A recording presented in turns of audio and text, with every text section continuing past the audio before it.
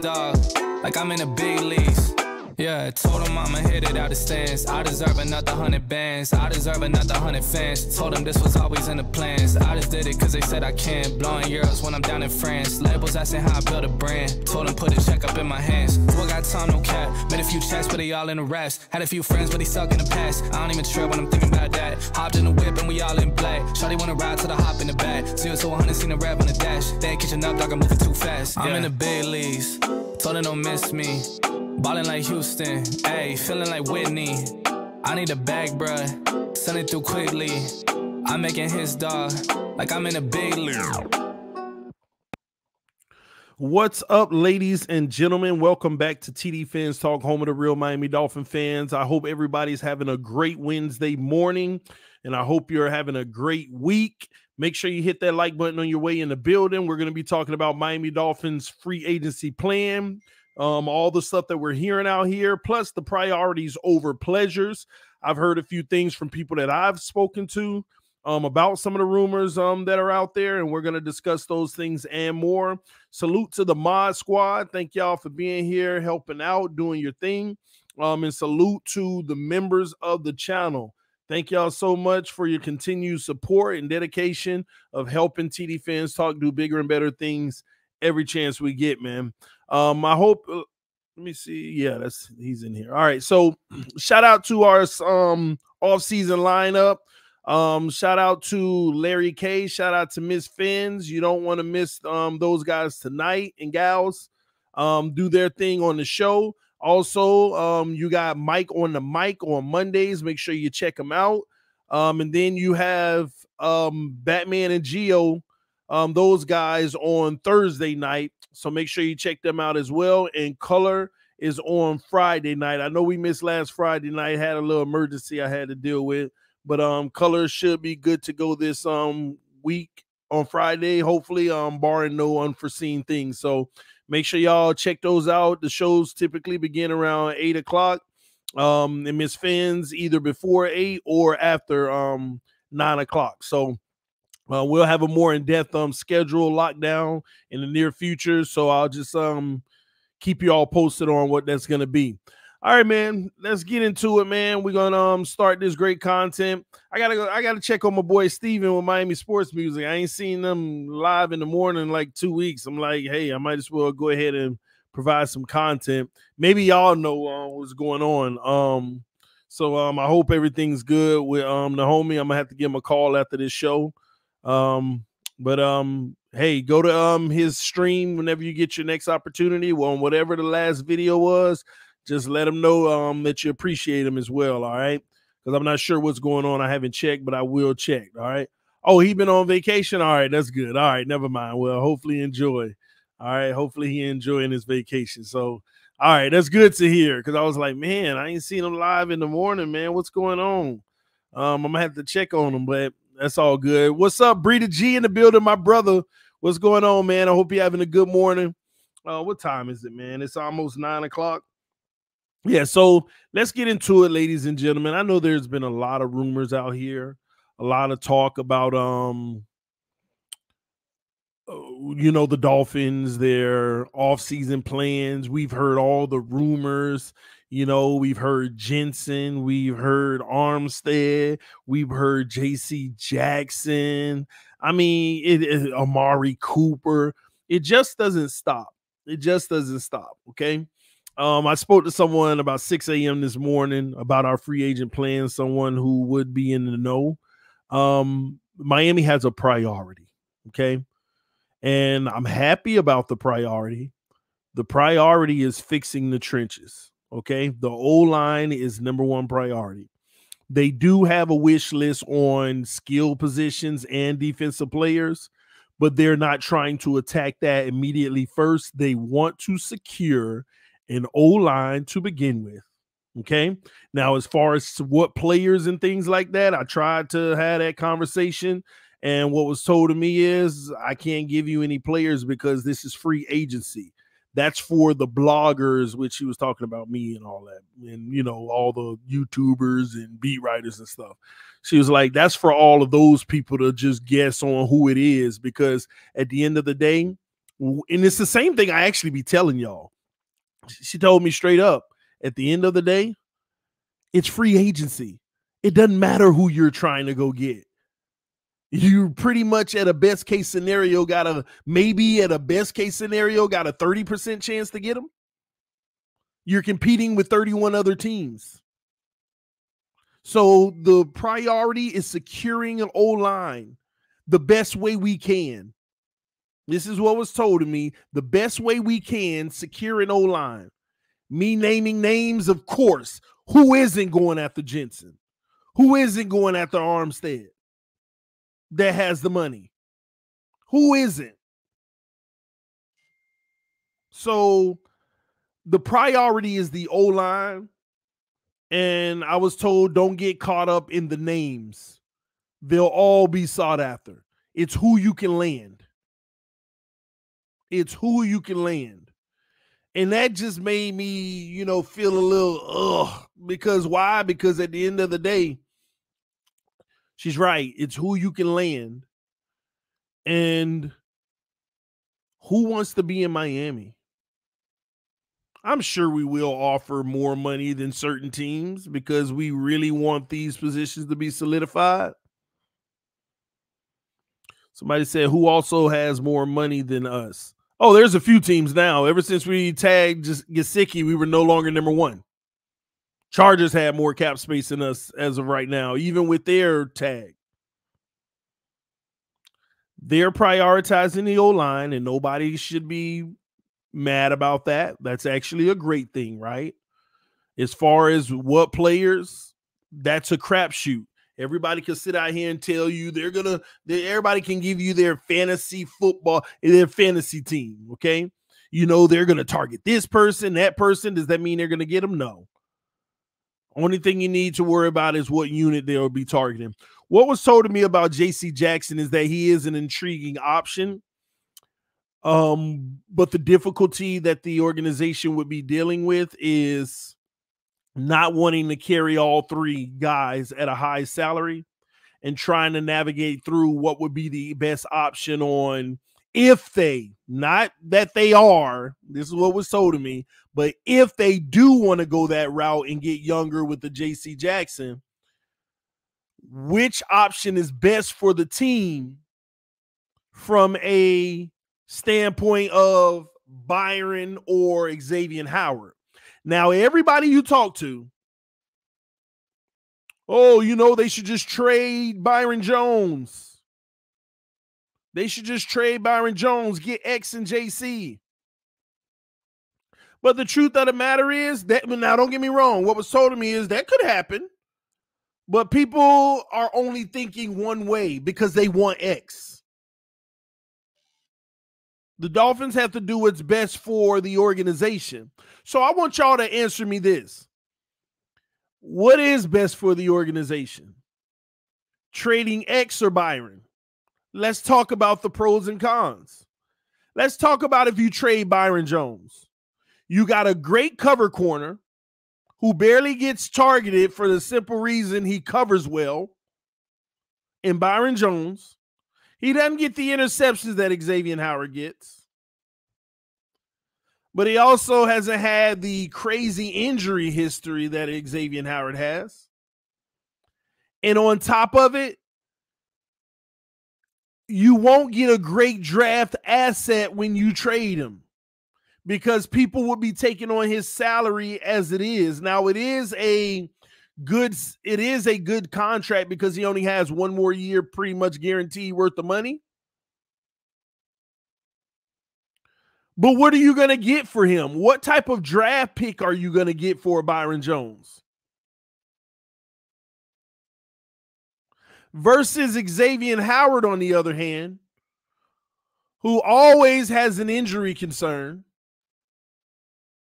who's also getting older,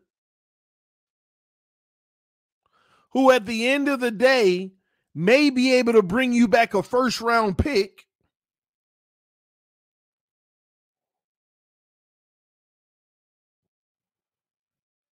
and you would be replacing him once again with a J.C. Jackson. And on top of it, you would need to pay him J.C. Jackson money. If J.C. Jackson comes in and gets 20 annually, X is going to want 20 annually.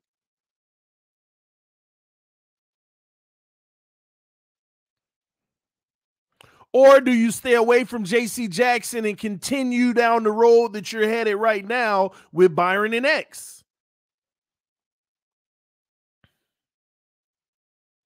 And you deal with the same players you have with no draft assets,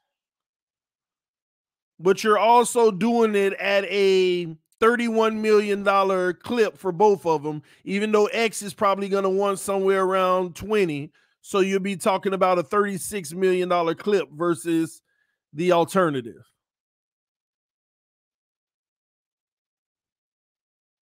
So they aren't shutting the door on a J.C. Jackson trade, but at the same token, it has to make sense for the team. All you hear out here from all these people reporting this stuff is Christmas wish lists, believing in Santa, without actually talking about the pros and cons. It's easy to say, oh, trade Byron. And you still have a little bit of dead cap. You get a pick that ain't even all that. The thing that intrigues me about J.C. Jackson is his youth. We do need to go ahead and make a nice investment on a guy who's 3 to 4 years younger so that we could use his prime instead of using another player's decline. Now, X may still be playing at his prime for the next 10 years. I don't know. But at the same token, you've got great play for a good amount of time. That how long are you going to bet on great play from Byron or X?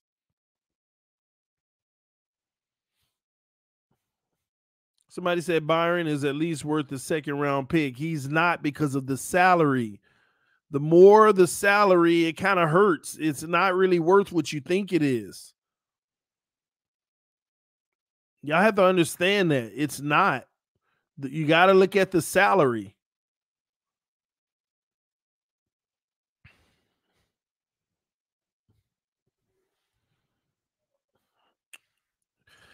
Michael said trade X for 2023 first if we get JC, and we'll have 3 firsts for QB insurance in 2023. It's not a bad idea. Dolphin fans going crazy over J.C. Jackson right now, yet we are calling TD delusional when he was saying we should pick up his tender for only a second rounder. You remember that last year? You remember that crap last year? And who was that? Who was that? Andres. Thank you. You remember that crap last year? Last year around this exact freaking time, I told all y'all, J.C. Jackson, man, he got a second round tender.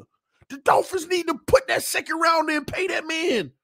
And it would have been cheap. We would have got this man for the cheap. We would have been able to put the second round tender, bring in J.C. Jackson, sign that man on a 5-year deal worth $50 million. We would have been getting this man for $10 million a year or something like that, man. Last year, I was saying this crap, and everybody got mad at me. Oh, you delusional. Hey, J.C. Jackson, he ain't this and that. Everybody beating me up last year when I said, man, they better go get J.C. Jackson. This man is on a second-round tender. Thank you. I forgot about that crap myself. Thank you, Andres. I was saying that crap last year. The freaking Patriots had this man on a second-round tender, and we ain't go all in on that. Man, I can't believe this crap, man. You just reminded me, and now I'm mad. Now we sitting here, oh, J.C. Jackson, give him $20 million. Yeah, I can't believe it. See, this is the stuff I be talking about, man. This right here is the stuff I be talking about. We ain't even had to be in this situation.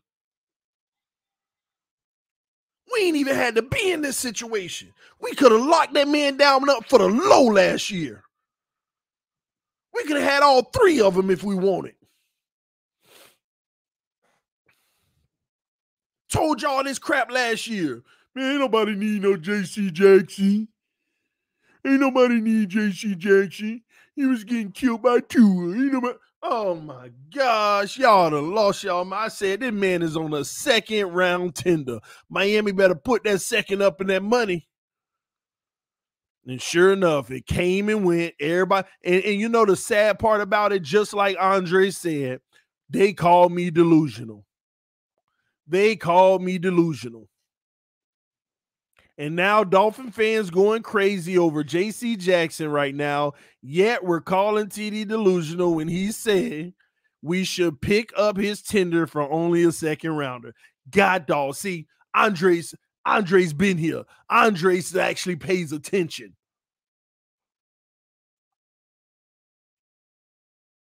Andres pays attention. I was talking about this crap 1 year ago. Oh my gosh. 1 year ago, literally probably this week. 1 year ago, this week, I was saying this on this channel. Go get J.C. Jackson. And they were calling me delusional.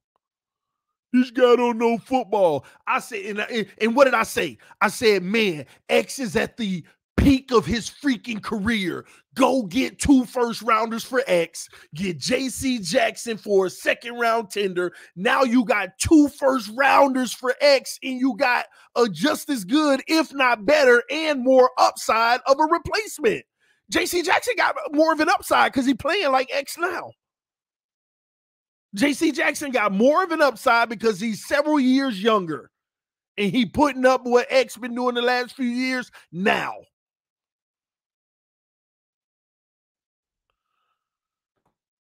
I said this crap. So imagine if we would have traded X last year. This year, we wouldn't be sitting here pouting about having the 29th overall pick. We'd at least had 2 firsts this year and 3 firsts next year. We would have had 2 firsts this year and 3 firsts next year. And X would have been somewhere else getting $20 million a year. So we didn't have to bite the bullet for the price. And we could have been looking for our future corner to back up Byron Jones to go with J.C. Jackson for 2023. That's what we're supposed to do. We were supposed to this year be looking for our future corner to go side by side with J.C. Jackson, but for this 1 year, back up Byron, and next year we move on from Byron.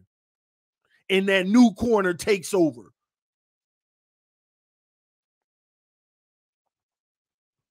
We should have been did that. I keep telling y'all year after year after year, while Xavier Howard has value, go get your first round picks. Because guess what? When it's all said and done, ladies and gentlemen, it's going to be a 5-year period where Xavier Howard played excellent football, but it was all during a rebuild. It was all during a rebuild. We are about to live a 5-year period of Xavier Howard in his prime, all during a rebuild. Please tell me, Dolphin fans, you do not want to see another Rashad Jones situation. Wasting all his prime years and then giving him a mega deal at the end of it and his body start breaking down. Tell me I'm wrong.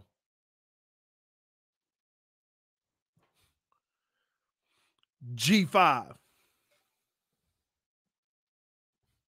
Paid that man handsomely and then his body start breaking down.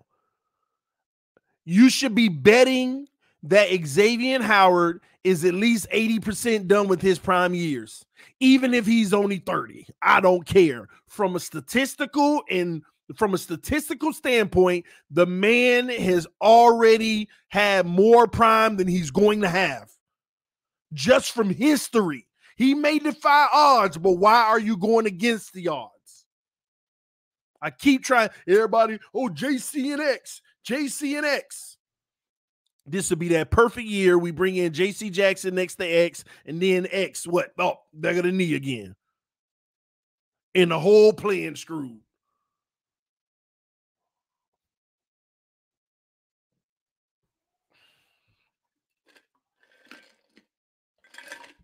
Somebody said Jones, he got paid and quit on us. He ain't get paid and quit on us. That man had injuries that he didn't really want to disclose at first. So it looked like he quit.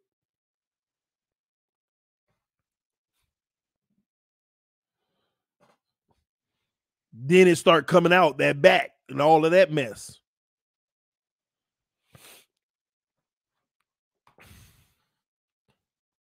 It's ridiculous, man. Sam one said, man, stop with this Noah. He is a bust. Face it. Need you move him to safety. He sucks at corner. Plus, you don't like him. Oh, you ain't talking about me. I ain't saying a thing about Noah. But I'm telling y'all, man, I don't understand Dolphin fans in this regard. I don't understand it, man. Man, I'm telling y'all, they will take a player until they could be broke down and limping on the field. See, here's the sad part about it. Let's say we keep X this year and he has another 10 interception season. We win 9, 10 games. Just hypothetically, say we don't make the playoffs, bam. Then we go into 2023 and our team has gotten better from a personnel standpoint. And then X starts breaking down and he starts getting beat. And then he's not the same player anymore. You know what everybody gonna say? Man, they need to trade X. What you gonna get for him? As soon as he starts showing them first signs of breakdown on a $20 million deal, you can't even get a 6th-round pick.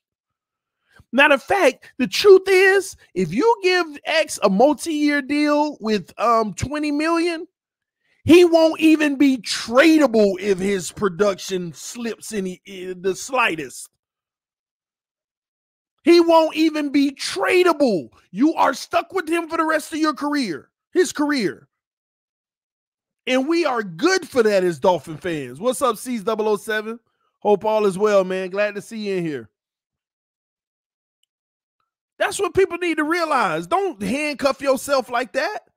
At least with a J.C. Jackson, if he get hurt or he's slipping his play, he's so young that you can still hopefully rely on a resurgence. When Xavier Howard slips and his production goes down, it ain't going to be no more coming back up.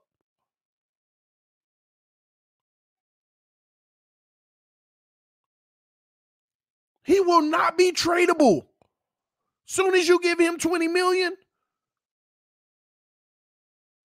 he will not be tradable anymore.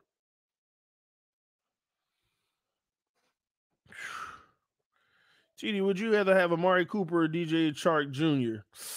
That's a tough one, see, because DJ's going to give me the youth. Amari's going to give me what I know I can get from him.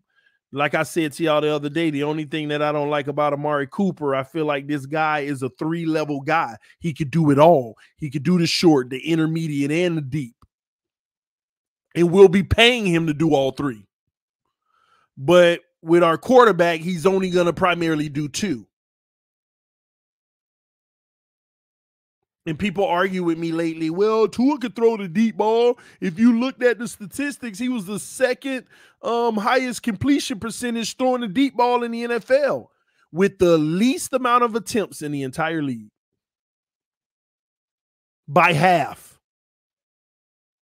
And what people need to understand is those attempts, Tua only makes an – see, here's the difference with Tua.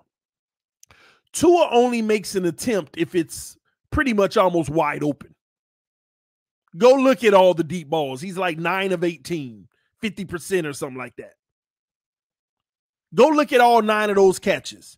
It is either a 50-50 ball or a wide open guy. It is never a guy in stride with 1 foot separation, teardrop right in the bucket, bam. Like that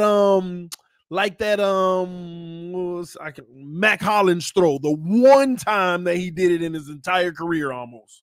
Like the Mac Hollins throw on the right side of the formation. The only time we can recall seeing it. One time. Shout out to Robin Yu. Our All-Pro member said, love you, TD. Salute to you, man. It's Kings. Our Pro Bowl member as well said, thanks, TD, for making great videos. Keep it up, bro. Appreciate that, man. I love that support, man. Love that, man. Thank y'all so much.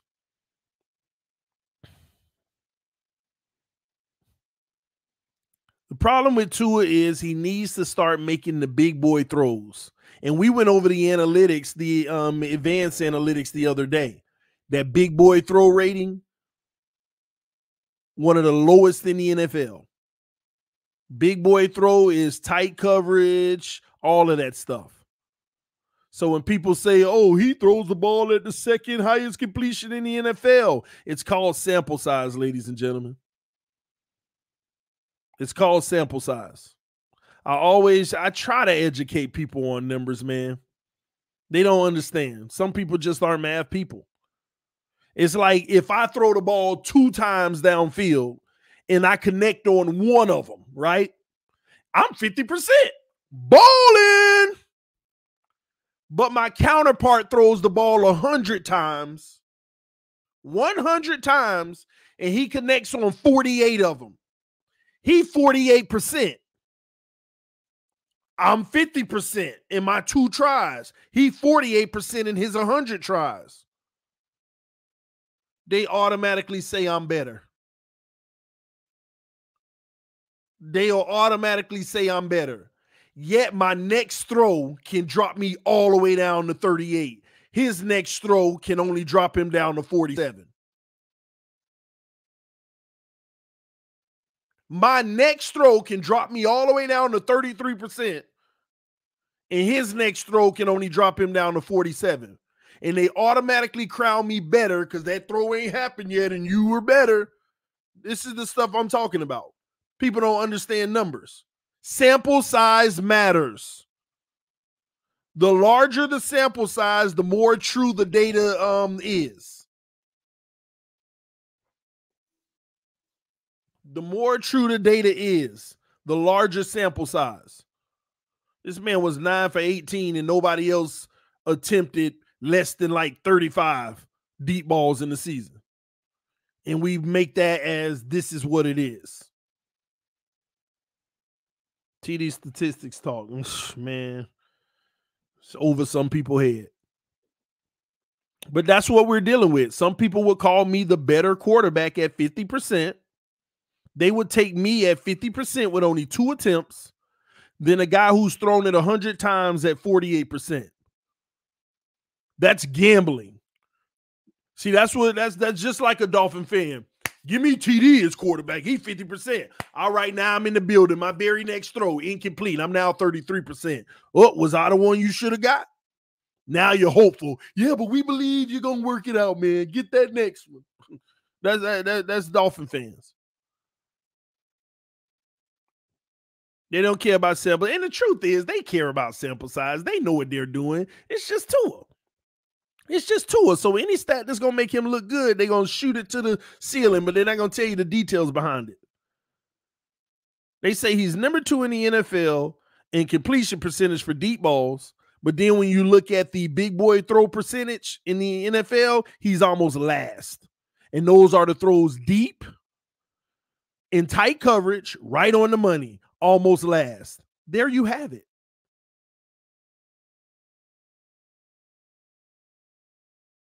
So that's my question with a guy like Amari Cooper. He could do all 3 levels of the field. He could do all 3 levels of the field, but will we be able to utilize him in all 3 levels of the field? That's what matters. And Amari Cooper ain't really that 50-50 guy. Nobody talks about that. He ain't no scrub. He going to go up and try to make a play, but he ain't the ultra. He ain't no Devontae Parker on no 50-50s.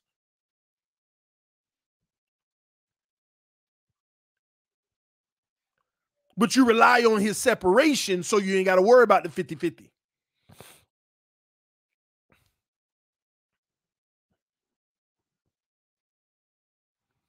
I am here to tell y'all, anytime that Tua holds on to the ball more than 2 seconds, it ends up a disaster. And I ain't talking about a sack. Anytime Tua Tagovailoa holds on to the ball for more than 2 seconds, it ends up in a bad situation. I know everybody want to give him more than 2 seconds to throw the ball because he deserves that, of course. But his stats show that when he does hold it for more than 2 seconds, it's actually a bad thing. Ain't that backwards? But we don't care. We just want to say it's the O-line. What's up, EM? We want to say that it's the O-line. That is the most backwards thing there is. We want to give our guy more time to throw the ball, which any quarterback should have more time to throw the ball. Yes, I agree. But why is it that the stats say when he gets more time, it's even worse? Just saying. So that's my thing with the Amari Cooper. I'm worried about that. Shout out to the Triple S podcast. That's my homie. Been rocking with us on the membership for 10 months. Man, you coming up on a year. That's crazy. He said next year, McDan getting his QB assessed team this year. I mean, Tua might be his QB, though. McDaniels might work wonders and turn Tua into a really great quarterback. I don't know. Y'all know me. I'm going to see it. When I see it, I'll believe it. But until then, you ain't finna get no credit from me. But who knows? Mike McDaniel might have brought in the staff and his own workings, make Tua a great quarterback.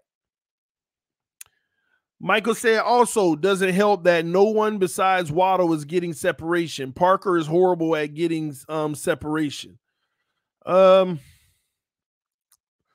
Remember, all the separation that we are getting. I mean, let's go back and watch this. Let's go back and watch it. Y'all have to pay attention to what's happening on the field. Waddle is running crazy and free in the zone, okay? Waddle doesn't get crazy like separation like y'all think either, outside of the crossing out routes and things like that. That's why they send Waddle in motion a lot. The motions are what's getting him the separation. Beelining down the line of scrimmage, running straight at you, going out. And see, but nobody's getting traditional separation. Go look at the stats that I showed y'all on the quarterbacks. Tua Tagovailoa is his wide receivers gets the same separation as just about the average in the league. The normal separation in the league, the Miami Dolphins were pretty much right there with the rest of the league. Y'all have this delusion like everybody in the NFL out here getting separation like that. It's just not true. Almost everybody getting separation at the same clip. The difference is when you see our separation, for some reason, the ball ain't going that way.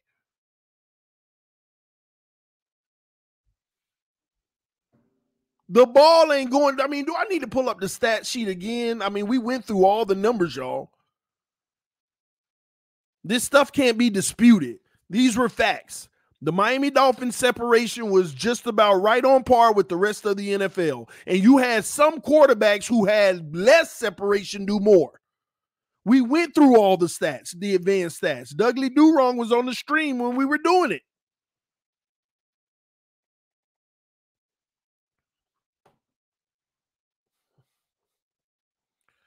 Salute to the homie Chef Jew, 10 months, GOAT status in here, man. Gosh, it's crazy. Like a lot of these guys are coming up on a year of being a member. He says, still here, first member of the channel. Yes, sir, day one. Chef Jew was the first member of the channel. It's crazy. Shake Money, even 9 months MVP status, man. I appreciate y'all, man. All is love. Everyone have a great day. I finally get to see you live and I got to go to work. Everyone be safe. Fins up. Salute to you, DM. I mean, and people will argue with me about the things that we're talking about right now when the stats tell you this. Everybody, for some reason, why do people only focus on their team? Well, ain't nobody getting separation. Go look at the league average. This is a normal thing around the NFL. The difference is, here's what people need to understand. Here's the difference. In a game of football, there's about 8 plays a game on offense where you got a huge opportunity to take a shot, and it's there. It's literally there. Most quarterbacks see that shot 6 times out of the 8, everybody's going to mess up on 2 of the shots. Like, I don't care if it's Tom Brady or Aaron Rodgers. Aaron Rodgers had a wide open guy out there. He going to miss some of the shots. You get about 8 opportunities for a big play a game, and most quarterbacks attempted at least 6 times. Now, they vary on who converts, okay? The problem with Miami, we're literally only attempting 2 of them.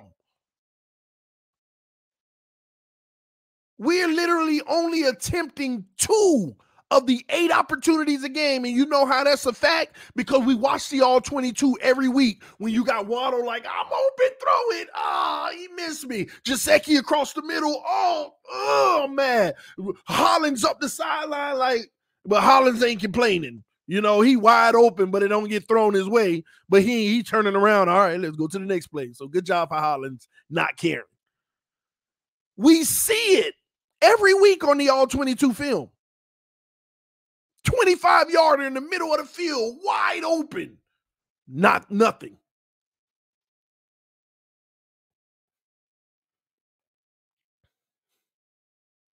So we need to stop acting like the opportunities aren't there. That's why if Tua can, number one, see those opportunities and he can take them and execute them, I'm telling you, he could be a good quarterback off rip. But then you got to ask yourself, why isn't he seeing them? Why isn't he seeing them? And even the greatest of us have admitted, Tua can't read 3 levels of the field. He cannot read the 3 levels of the field. He has a processing issue. Y'all remember what they said Josh Rosen's issue was?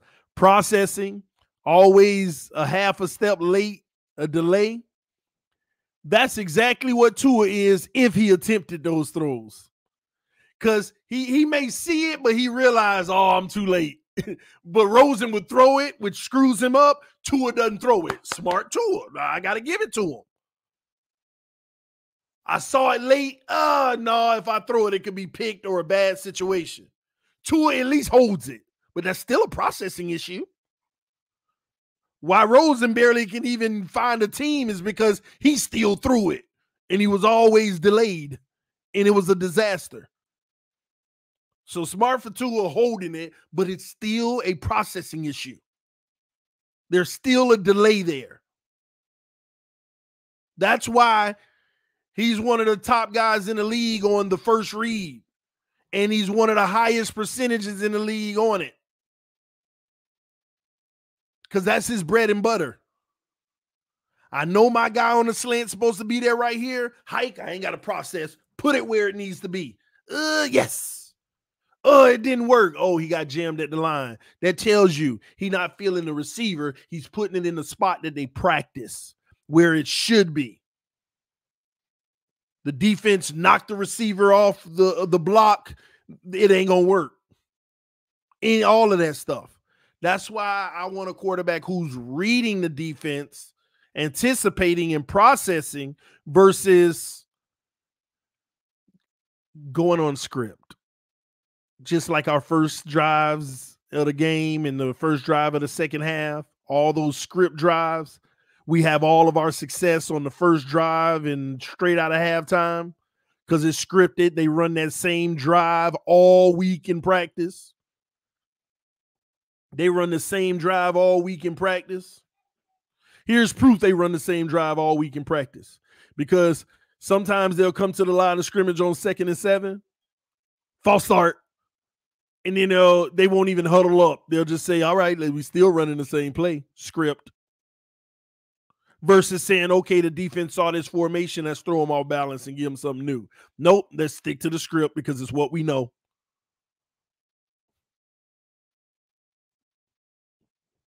The Miami Dolphins are going to build an offense that's run heavy, led by the running backs in the O-line. And they're going to ask Tua Tagovailoa to have his scripted few plays. And honestly, they're going to try. I think our offense is going to be reminiscent of what Seattle offense was when they won a Super Bowl. That's what they're going to try to accomplish.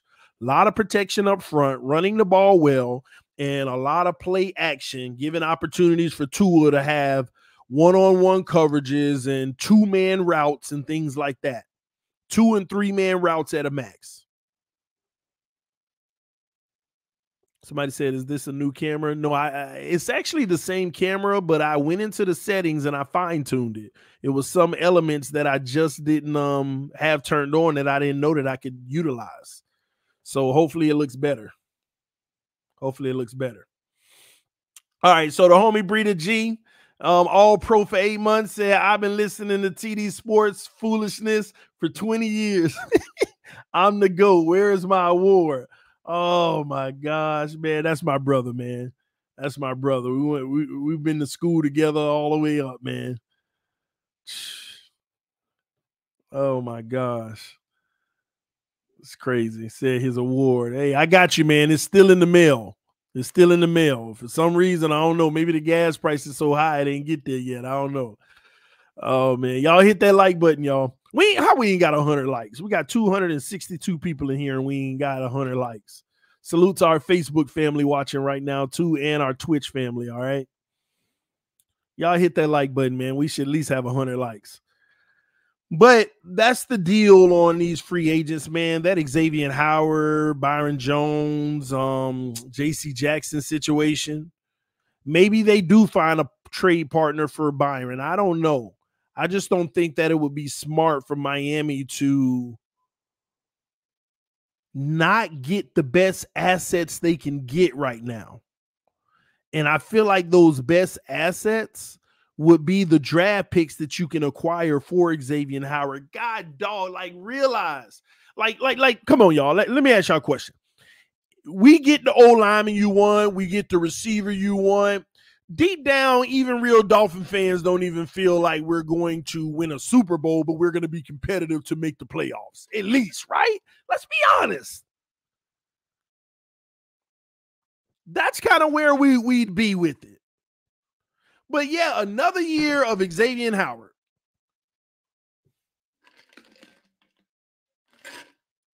People get mad at me too. They be like, oh, why you hate on X so much? Why you don't? No, I want to cash in on his value before it's all said and done and we don't win a Super Bowl with him. I want to at least cash in on his value. We are wasting years of his prime where he has value, so I want to cash in on that freaking value.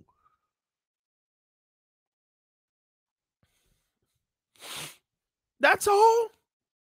I just want to cash in on the value.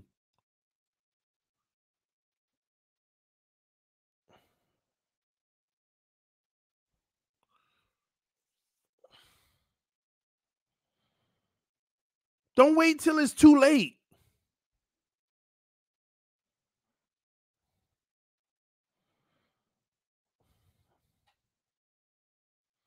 That's all I'm saying. And to be fair to X, we should send him to a team that has Super Bowl potential, just like Denver did with Von Miller. Exactly. Take care of him. Exactly. In a team that has Super Bowl potential, they're going for broke, so they're going to give you the first.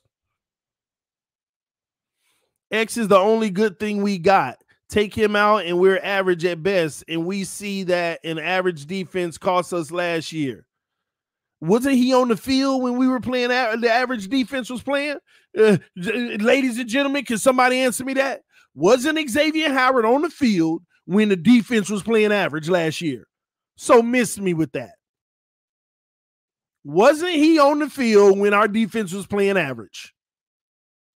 So I don't even understand your thought process. Another thing, we need to stop acting like one player makes or breaks this team.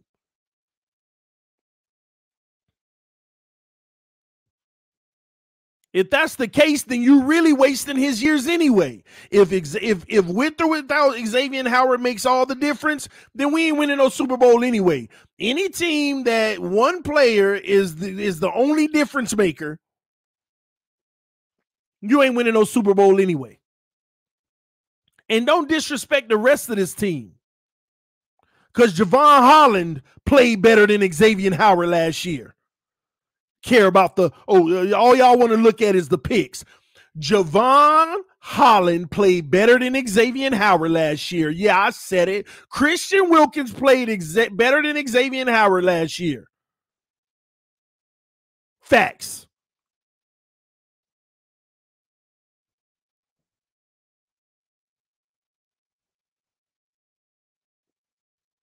And them weren't the only two. Waddle contributed to this team more than Xavier Howard last year. Facts. He ain't the only thing we got.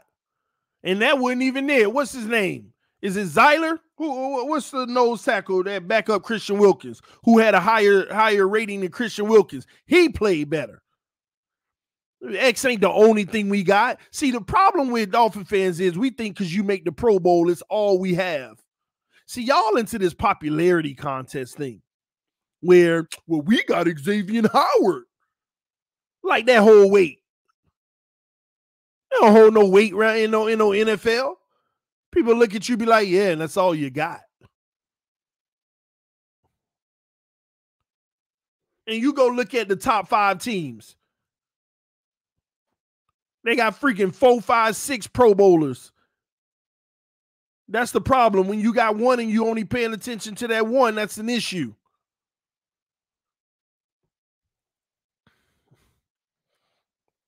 Well, I don't get why we be falling so in love with these players, man. Some of y'all would rather have a 9-rated player instead of 2 8s. No, you better go get them 2 8s, man. You better go get them 2 8s. I'll give you an example of that. That's like having X on one side and Noah on the other. X on one side and Noah on the other. I would rather have Byron and Needham instead of an X and Noah. Talk to me, somebody. I would rather have Byron and Needham instead of X and Noah.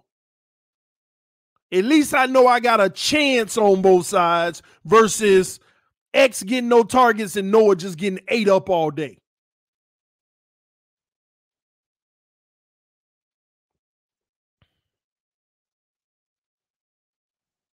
Stop falling in love with these players, man. Let's do what's best for the team. Right now, my head just been looping around, man.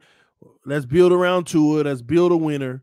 I'm going to be honest with y'all. If it was me, what would I do in this situation? I would have another offseason investing in the defense. I would trade X and get those first-round picks. Get the first-round pick this year, right? I would get J.C. Jackson. I would go get Bobby Wagner because Landry got re-signed by Tennessee, $17.5 million a year. I was mad about that. Landry is that dog, but hey, it's all good. They got him back. Tennessee signed him the other day. But I go get Bobby Wagner. I either re-sign Ogbah or get his replacement that's just as good because there are some options in free agency. I will re-sign Needham. But my 2 priorities would be J.C. Jackson, and you'd only be paying $5 million more than you did before because you're trading X for the draft pick, and I would bring Ogbah back, and I would go take some of that money and go get Wagner. And when you're done with that, y'all, we still would have almost $50 million. I would just make sure that my defense is locked down, done. I ain't budging on that. I would at least finish my defense first. And that's the only moves I care about. Trade X, get a first-round pick. Go ahead, get JC. And bring in Wagner, re-sign Ogbah. And you still have $50 million. I would make sure my defense stays intact just in case the offense struggles early while they're trying to find themselves. Because what y'all need to realize, we may struggle early. And that ain't a knock on coaching or the players. It's just a new unit, new system. You may struggle early. I will lock my defense down. Somebody said, where the hell do we still have 50 million? First of all, trading X clears up 15. Getting JC for 20, you only spend 5. Okay? You only spend 5 million right there. If you didn't notice, moving on from Jesse Davis, Eric Rowe, and a few other guys that shouldn't be on this team anyway, that are of no consequence, we wouldn't miss, would clear up 20 million in cap space. Because what? We got 60 right now. So that JC Jackson for X move will bring us down to 55. You clear up 20 million. That brings you back up to 75. You re-sign Ogbah for 15. That puts you around 60. And then you give Wagner a nice 3-year deal with some guarantees so that you can lower the annual amount. And it'll put you around 50. Okay, let's say 45. Let's say 45. Maybe that's more realistic. Okay, thanks for saying that. You still got 45 million, right? You're building around Tua. You already secured Gesicki. You go get you a right tackle for about 15. That puts you at 30. You go get you a wide receiver for 15. One of those guys out there. That puts you at 15 left. And now you go get you another guard for about 10. And you say that $5 million. But you still got draft picks. That's it. I got 2 offensive linemen, a right tackle and a left guard. And I got a receiver. And the defense still stout. And we build on that next year. You ain't got to do everything ain't going to happen in 1 year, but that's where I would start. We already doing by committee. You got Gaskins under contract. They basically said they want to continue with Ahmed by their tender yesterday.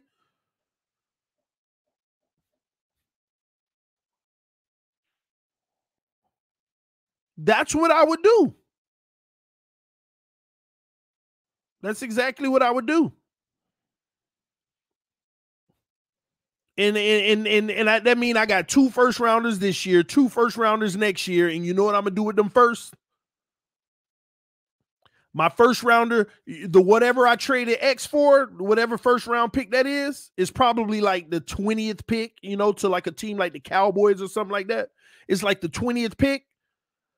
I would find the first or second best corner in the draft to sit behind Byron Jones for a year because he's going to be my replacement next year. And then the 29th pick, you know what I'm going to do? I'm going to trade that sucker. I'm trading the 29 pick for a 3rd rounder this year and a first next year. I'm trading that and come on. If I trade the 29th pick, I'm going, listen, it's 29.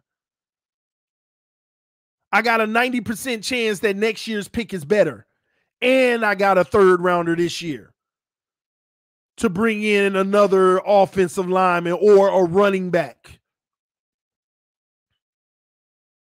Everything ain't got to happen this year. It ain't got to be the finished deal and the finished product this year.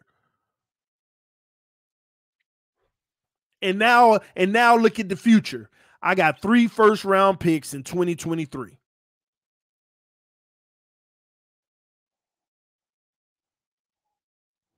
You ain't getting no first pick for a 29th pick. Yes, you can what are you talking about? A playoff team? A team that want to go for it all? Yes, you can. You can get the 29th pick is a first round pick. Look what happens later in the first round. Matter of fact, let me do you one better. What did we get for, remember we moved back for Noah? We moved from like 24 to 29 or so. I forgot what it was. But what did we get with that? We moved back, and what did we get also? Was it like a 3rd or 4th rounder?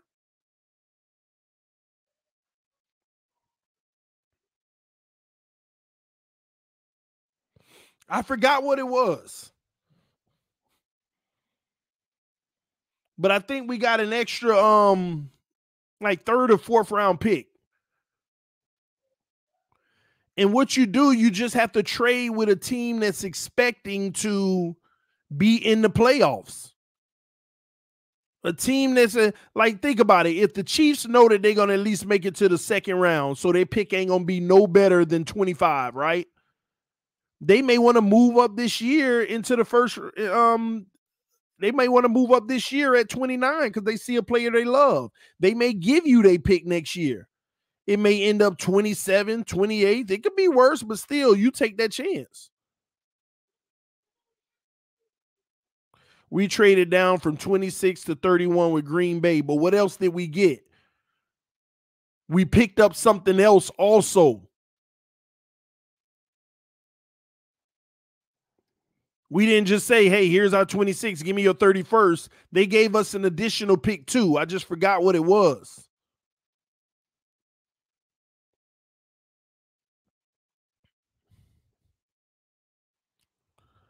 Somebody will remember soon. But anyway, man, but that's what I would do. They're in talks trading for Laramie Tunsil. We'll see. We'll see. That wouldn't be a bad idea either. We got a 4th and a 3rd the following year. So we got 2 picks on top of it. I don't know about that. You sure?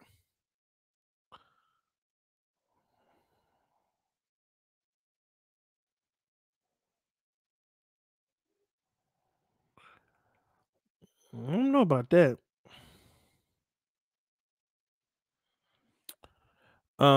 I have to look it up. I don't know why I keep saying this. I could just look it up right now.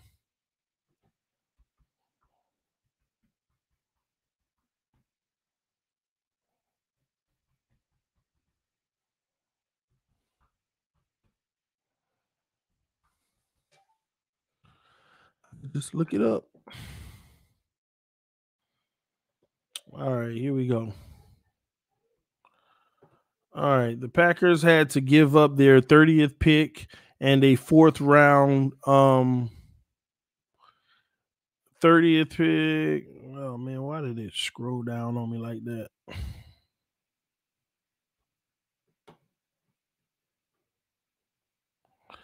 Yeah, they got Jordan Love. The Packers gave up a 30th pick and a 4th round pick. They gave up so we got their 1st and a 4th round pick. So I would be looking for a similar situation. I would just trade with a team and gamble, because we gambled with 49ers, y'all. We gambled with San Francisco, but it didn't work out. We got a terrible draft pick. We thought that they may not even make the playoffs. That's what we were banking on, but they did. They did. That's why we made that trade. We thought, man, we gambling. What if they don't even make the playoffs? We got a top 18 pick. But they did make the playoffs, and barely. If you really look at it, they barely made it.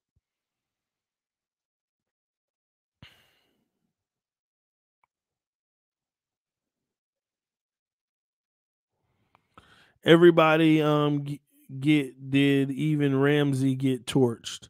Yeah, everybody gets beat. So no question about that. But what people don't pay attention to with corners, it's how often you're targeted. Like when you have a low target number, that means quarterbacks don't throw your way, because when they look at that read, it ain't there. X ain't perfect, but I can't hate on the man. Wherever he ends up, I'll be supporting him. X is a great player, man. X is a great player. I actually didn't believe in his game as much, but he made me a believer last year. Not this year that just passed, but the year before. He made me a believer. I was like, X is that dude.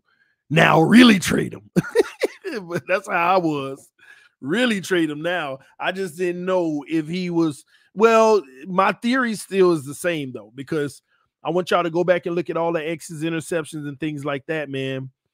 He's always been good when the safety play behind him has been great, because he's always had a guy over the top who had his back so that he could take risks underneath. But when he started picking off crossing routes, that's when I said, okay, he's taking his game to a new level. All those other interceptions deep and all of that, I never really like glorified him. I said he always got the safety help. He always has an opportunity to bite. But when he start making interceptions on crossing routes, start taking the angle underneath and picking people off, I say, yeah, he done hit another level. Now I actually appreciate his game. So he's a great player, man. TD, what you think about getting a Tyler Lockett? Another weapon that's productive. Again, is Lockett the deep threat, or is Lockett the short and intermediate threat? Or is he all of it? You know what I mean? These are the things you got to think about. Who's going to fit Tua? You got Waddle. You need a player like Jarvis Landry. Not saying bring Landry back, but whatever, even if you did. But that's the type of player you want. You got Waddle, a guy like Landry on the other side, and they just running all free through coverage, and Tua gets to see all the little mouses running free. And, you know, that's what Tua needs. My opinion. That's what Tua needs. Everybody thinking he need this guy that can go down the field 55 yards and have the defense beat.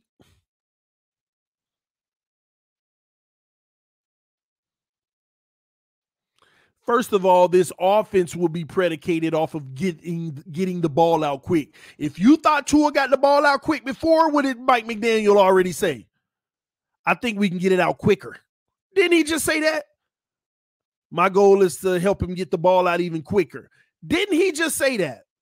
So why do people keep on just like that ship is sailed? I've already come to the realization we are not going to be a deep threat. Hell, San Francisco wouldn't even with Jimmy G. Yeah, they may take a shot here and there. But it is what it is. You got some offenses where not a single route is under 7 yards, man. They all just running out there, running deep routes, and everything is a chunk. Then you got offenses like what ours is going to be. Methodical, may take 16 plays to score, but let's go. Let's go.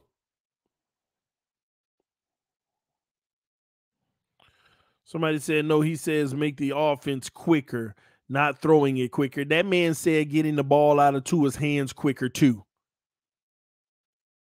I know what you're talking about when he said make the offense quicker, and they had to clarify he might want to speed it up.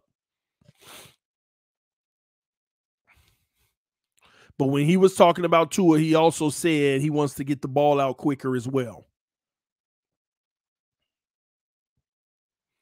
Lockett is a good deep threat, especially with Wilson, so maybe not because Tua ain't a deep ball QB. You right, TD, my bad. Haha. No, it ain't your bad. At the end of the day, we all want to see the deep threat game. And people think because Tua has a high percentage throwing a deep ball, that's his strength. See, the problem is, what about the deep ball where the receiver is 1 foot separation? It's still got to be thrown, man, but we don't throw it. Green Rat, it was about tempo. I think we're talking about two different things. I'm acknowledging to you the report about speeding up the tempo of the offense, but I also heard him in an interview saying his release and getting the ball out quicker. He loves his release, but he believes we could get the ball out even quicker. What else he said in that same interview, using a lot of motion, quick throws, the way that they used to deploy other receivers, and I assume he was talking about Debo. He's talking about, like, let me say this. Something the Dolphins didn't do much of, even though the offense was a short game? We didn't throw a lot of screens, did we? And I think that's what he was talking about. But in San Francisco, they use a lot of the screen game with Debo now. Quick throw outside with the blockers already on their way leading and getting the ball in the – that's what he said in that interview too. getting the ball in the playmakers' hands quick. He said that too. Getting it in their hands as soon as possible and letting them make plays. It's all about getting the ball in their hand and allowing them to make plays. Cooper is a ball dropper at crucial times.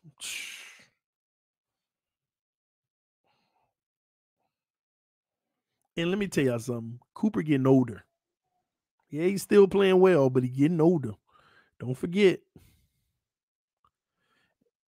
Cooper's getting older, and he plays with lingering injuries too. But he plays at least, unlike Parker, right?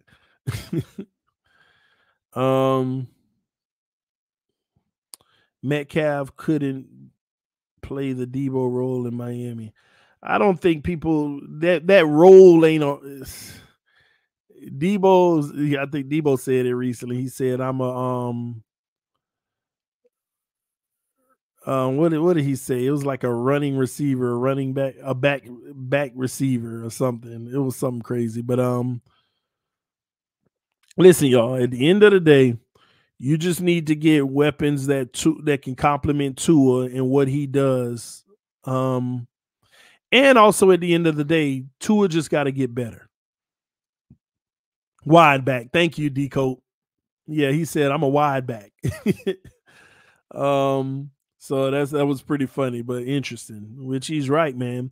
But I'm interested in seeing the development of a receiver that nobody's talking about. I want to see what he does this year if he's productive. If him and Tua kicks it off. Do y'all know who I'm talking about? It's the one guy that nobody really talks about much, but we might already have a stud receiver on this roster that nobody really mentions. Nobody. And they need to start. I think he's going to be real good for what we do. Lynn Bowden, ladies and gentlemen. Lynn Bowden Jr. We'll see what he looks like this year. I think he's going to be the secret weapon that nobody's really talking about. He has a skill set that has to be used. They put that man on the shelf all year, and they didn't need to. Bowden, sorry, I don't know if I'm pronouncing it right, but it is what it is. I told y'all I'm going to stop apologizing about name pronunciation. Everybody was like, yeah, but it's disrespectful to the person. I don't know them. They don't know me. Who cares? And they not worried about me butchering their name. They just not, man. People be feeling for other people's name more than their own. Anyway, man, I'm going to leave it alone. Turn Hollins into Debo. All right, Carla. Calm down, Carla. Let Hollins do what he does. Timely possessions and opportunities, let him make a play, man. But Hollins is a great asset to have. He is a great asset to have. I like how his game is developing. Me and Ian was talking about him yesterday, man. Just the simple fact that this man's numbers were off the charts in the combine. He's very underrated. But guys like him deserve more reps and to be featured. And I'm telling you, when you watch the All-22, Hollins is open a lot in that secondary and on the deep as a deep threat. So we'll see how they feature everybody. This free agency, y'all, is going to be all about, can we land the offensive lineman? I'm rooting for my team, man. I want them to land some great offensive linemen, some guys who can come in and make a huge difference. Because don't tell me you're going to land somebody in the middle of the road that's a good guy, but, ain't great. No, we need great up front. Because this game, any given week, it can get tough. It don't matter if you got a great O-line. Any given week, they can get demolished regardless. So I want to minimize how many of those weeks that happen. And again, some of y'all may not believe me when I say this. I want to see them turn Tua into a success. Because I always told y'all, the most profitable thing for this team is for Tua to end up being our franchise quarterback. Because if he turns out to be our franchise quarterback, we're not wasting money or draft picks on still trying to find a guy. We can utilize those to start rotating some of these older guys out.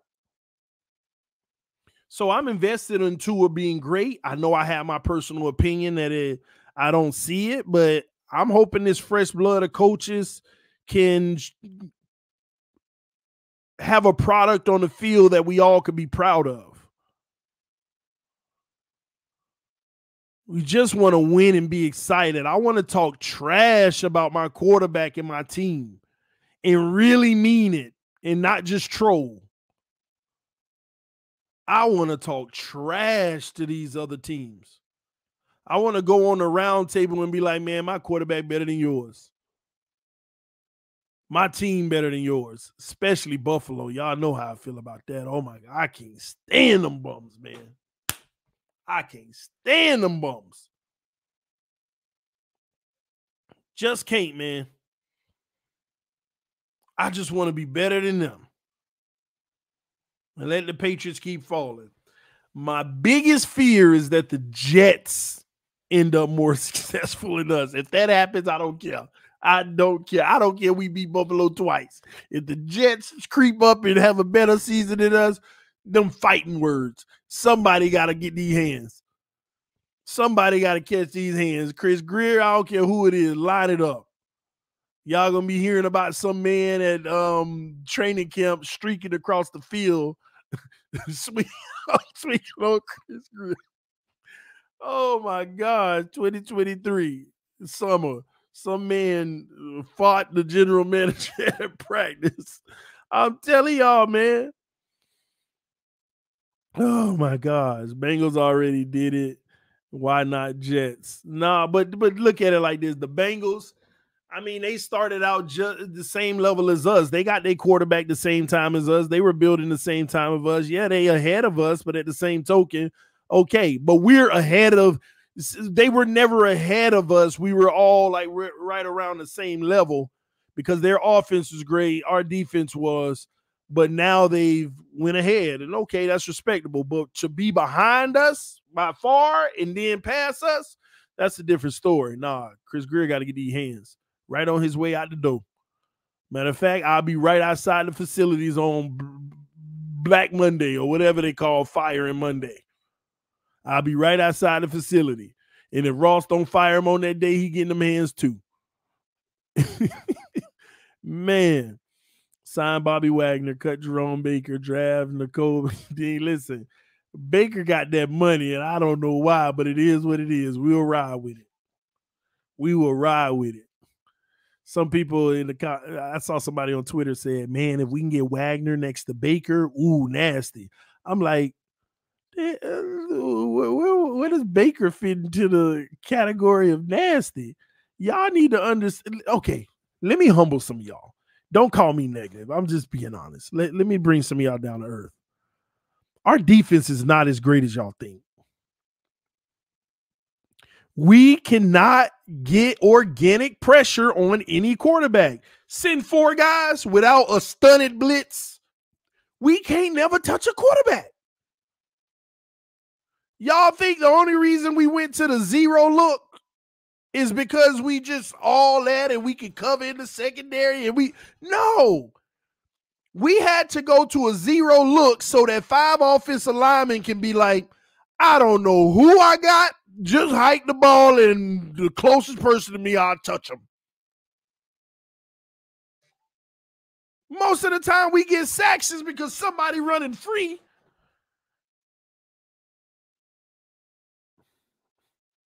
And then when you look at it, go back and look at the film. We actually didn't run zero much at all. We ran zero look. 80% of the time we in a zero, we back out of it. But we still get a free rusher because you'll have a guard like, I don't know if I got Baker or Zeiler. Which one do I have? Well, I'm supposed to go for the bigger guy to protect my quarterback. Hike Zeiler. Oh, Baker's coming. I got him, but he already got me beat. Oh, Baker's chasing the quarterback. That's the only way we get pressure. Zyler done backed up in the coverage.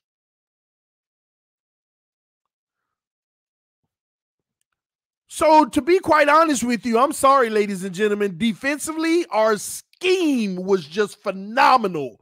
Our scheme allowed us to add an element to our defense that we really don't have, a pass rush.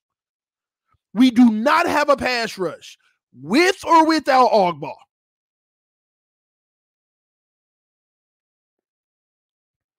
You put 4 men on the line and say, linebackers just stay pat, back up. We ain't touching no quarterback. We rarely do. We rarely do. So the scheme we deployed helped us in that area. The scheme we deployed helped us in that area. But I'm going to tell you, next year, teams are going to be prepared for that. You give a zero look, we're going to do trips bunch to the right. We're going to do trips bunch to the right and keep hitting y'all with these quick old screens. And watch how Miami start paying. I'm telling you, teams just didn't adjust fast enough. Teams didn't adjust fast enough.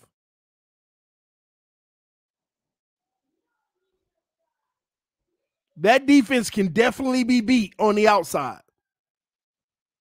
And then when you hit them with screens enough, where they start coming up a little more and jamming them and getting up in them, that's when you get hit with that play last year. Remember X and Byron, where the 2 defenders were coming at both of them, but they couldn't decide who had who, and then one went deep and one went on the out, and we got beat for the touchdown?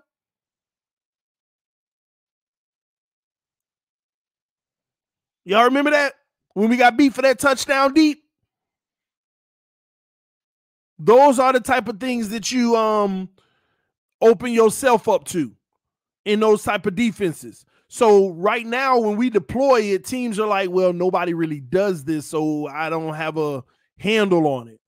Trust me when I tell you, teams will start figuring it out. We're going to get burnt on a few, and then we're going to go in the zone, and then we're going to be like, offense got to win it.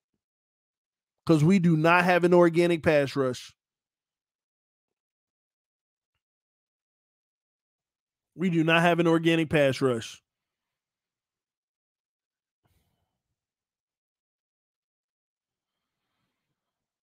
So I'm telling y'all, man, that's why I would go ahead and get a Bobby Wagner. Bring back Ogbah. But I get Wagner and trade X and go get JC. That's what I would do. And then I would draft Byron Jones's replacement for next year to sit 1 year behind him. And if he balls out in camp and he's a rookie phenom, then hey, then I might even be looking to get Byron on the move. Or I'll sit Byron down and say, listen, you got 3 years left on your contract, only 1 year guaranteed. We can help you out if you help us out. We can help you out if you help us out. Instead of that 3 years, $48 million you got left and only $12 million guaranteed, we can convert you. We can convert you into a 3 year, maybe $40 million. I think that'll be fair for all of us. And we can guarantee 26, give you even more guaranteed money, but you an annual of 13 now instead of 16. Save yourself about $3 million a year on Byron, and that's I believe that's fair, and give him a little bit more guaranteed. That way he feel like he at least got 2 more years. TD, this edge rush class is deep too. Yeah. And they may be just saying, hey, we going in the draft for that anyway. But again, I don't care how heavy it is. We're talking about a rookie. We're talking about a rookie.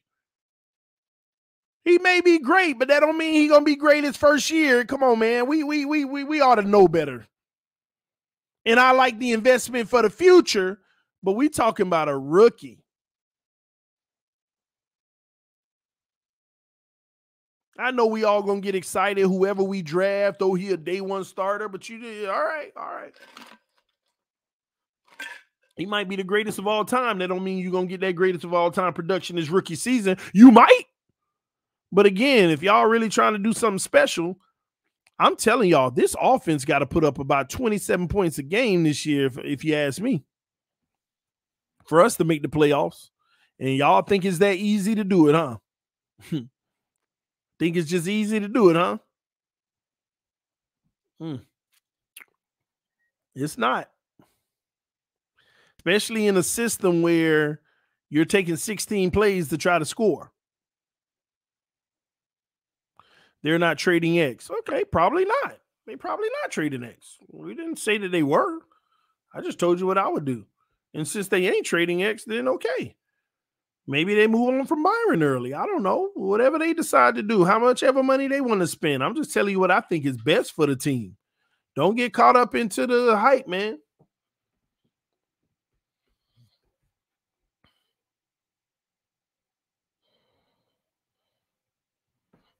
Granddaddy Pine said, when I used to watch you, is because you gave me hope for the Dolphins. All you do now is depress me.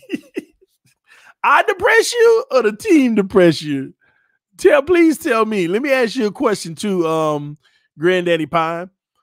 All the hope I gave you, did any of it turn out to be, did any of the hope I gave you happen? Did it happen? Any of the things I was hopeful for, did it happen? That's the better question to ask you.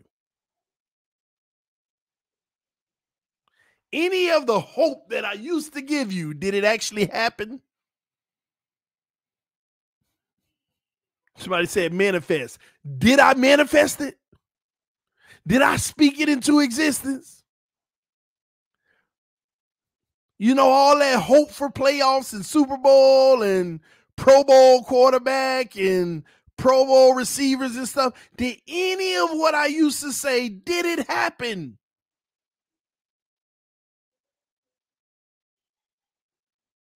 I'm just curious. Please name to me the thing that I was optimistic about and gave you hope about. Did it happen?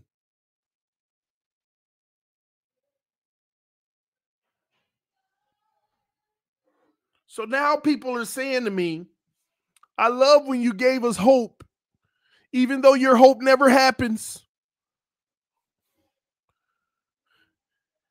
Keep giving me false hope, TD. That's all I want to see from you is the false hope. All I want is false hope. Now it's time to get realistic. It's time to tell y'all what, based off of history and what's going on, forget all that fake hope. This is what I see. This is what I'm going to believe that's happening. If you feel it's negative, 6 months from now, a year from now, if what I said that was negative ends up happening that way, then you're getting great commentary. You're getting factual data and information of what's really going on with your team. That way you know whether you should be applauding or criticizing a decision. I want you to think about this. Imagine this. Imagine the entire fan base up in arms, every comment section. Tua ain't a great quarterback. Tua's bad, blah, blah, blah, blah, blah, blah, blah, blah. Imagine every single outlet saying that. Imagine that. Do you think that they wouldn't be still trying to get a new quarterback? You think they would have came out and said, we're moving forward with Tua? If everybody said that, right? If everybody, because right now they feel like it's a win-win. If they keep Tua, it don't matter because we got enough fan support. It doesn't kill them. But if everybody was against, just say, keeping Tua, you think that they would still be having that tone? No, they would not, because they got to sell tickets and they got to gauge the fan base in that regards.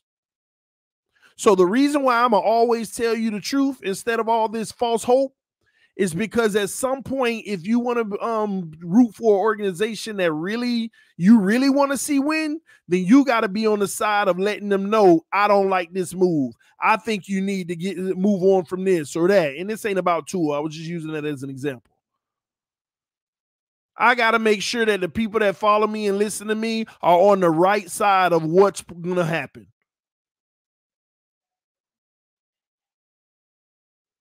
I'm not going to turn out to be one of those guys 20 years later. TD is always wrong. Everything he say is wrong. I'm not going to do that. I'm not going to end up in that situation. I got it. I'll open it for you, okay? Don't make a mess, okay? All right, close the door for me. Love you.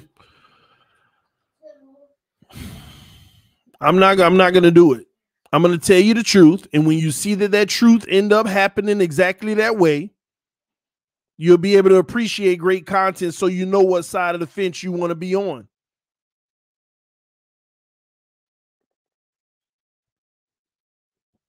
Why would people want to hear hope but the truth?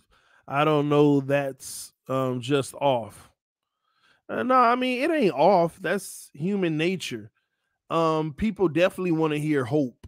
They want to believe, because think about it. They're spending their money. Okay, you want to know the truth? The truth is people are addicted to the NFL. That's just the truth. I'm not knocking that. I love it too. I got an itch for it too. The truth is people are addicted to the NFL. And it's a belief thing. It's like a conviction thing. Let me tell you what it is. This is why people are conflicted and they'll lie to themselves. It's like knowing that your team is disrespecting you. Like, you know, your team is disrespecting you, but you love them so much, so you want to overlook their flaws. You know how people always criticize people, like in domestic violence and things like that? This man or this woman has hurt you for years and you keep going back, you stupid. But when you put yourself in their shoes, they love them so much. I know it's not right, but I love them. I love them. So they would rather hear the hope than to admit that they're accepting disrespect. They're accepting,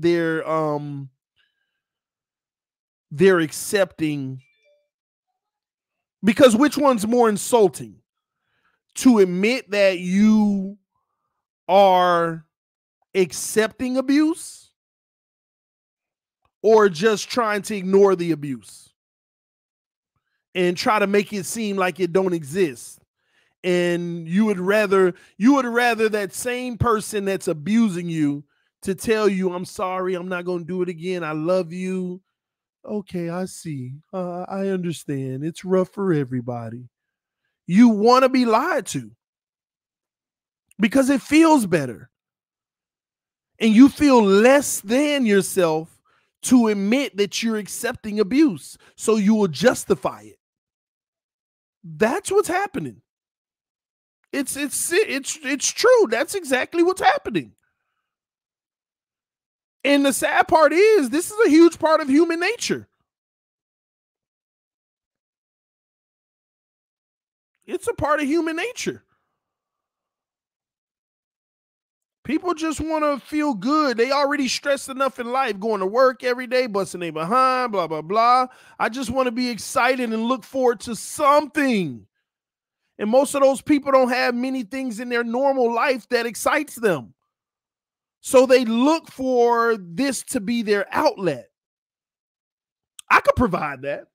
I could lie, but I feel like I'd be using people. I could be all joyous, happy, man, and Tua's about to explode this year. And can you imagine Waddle's about to be a Pro Bowler, man? They finna get Jensen, Armstead, man. Donations will be shooting through the chat. People will be raving. We'd have 800 people in here right now. It'd just be crazy. I could do that. But I know deep down my morals, I'd be taking advantage of people. I literally would. I know. I could take advantage of people. I could tell them what they want to hear. I can go down that road and just be this joyous, great person. But I know deep down inside, I'm feeding them a bunch of crap to get donations, to get views. I could easily. As a matter of fact, it could be so, this how bad it is. I could tell you that's what I'm going to do and do it, and I will still get it. That's the truth. Because people are going through so much. They're going through so much out here in this world. They're looking for something to enjoy that's positive that they can look forward to. I get it, but I would be taking advantage of knowing that. Somebody said you should do it as an experiment. I already did. I told y'all last year when I went to training camp. Go back and look at my videos talking about how I don't believe in tour the week before training camp. I go to training camp. I knew that they were in a zone the whole time and it was easy. I came back. What I saw today, I think Tua's a franchise quarterback. I went from my normal 400 people watching every show to 900. Donations going all through the comment section. Tua, what I saw today is Tua is a franchise quarterback. Everybody came. Ooh, TD said it. Oh, you don't remember? You don't remember training camp? I did it. But I told y'all I did it, and I said I'm stopping. I'm not going to sit here and keep lying to y'all. Now, don't get me wrong. I did see some good things. I already experimented.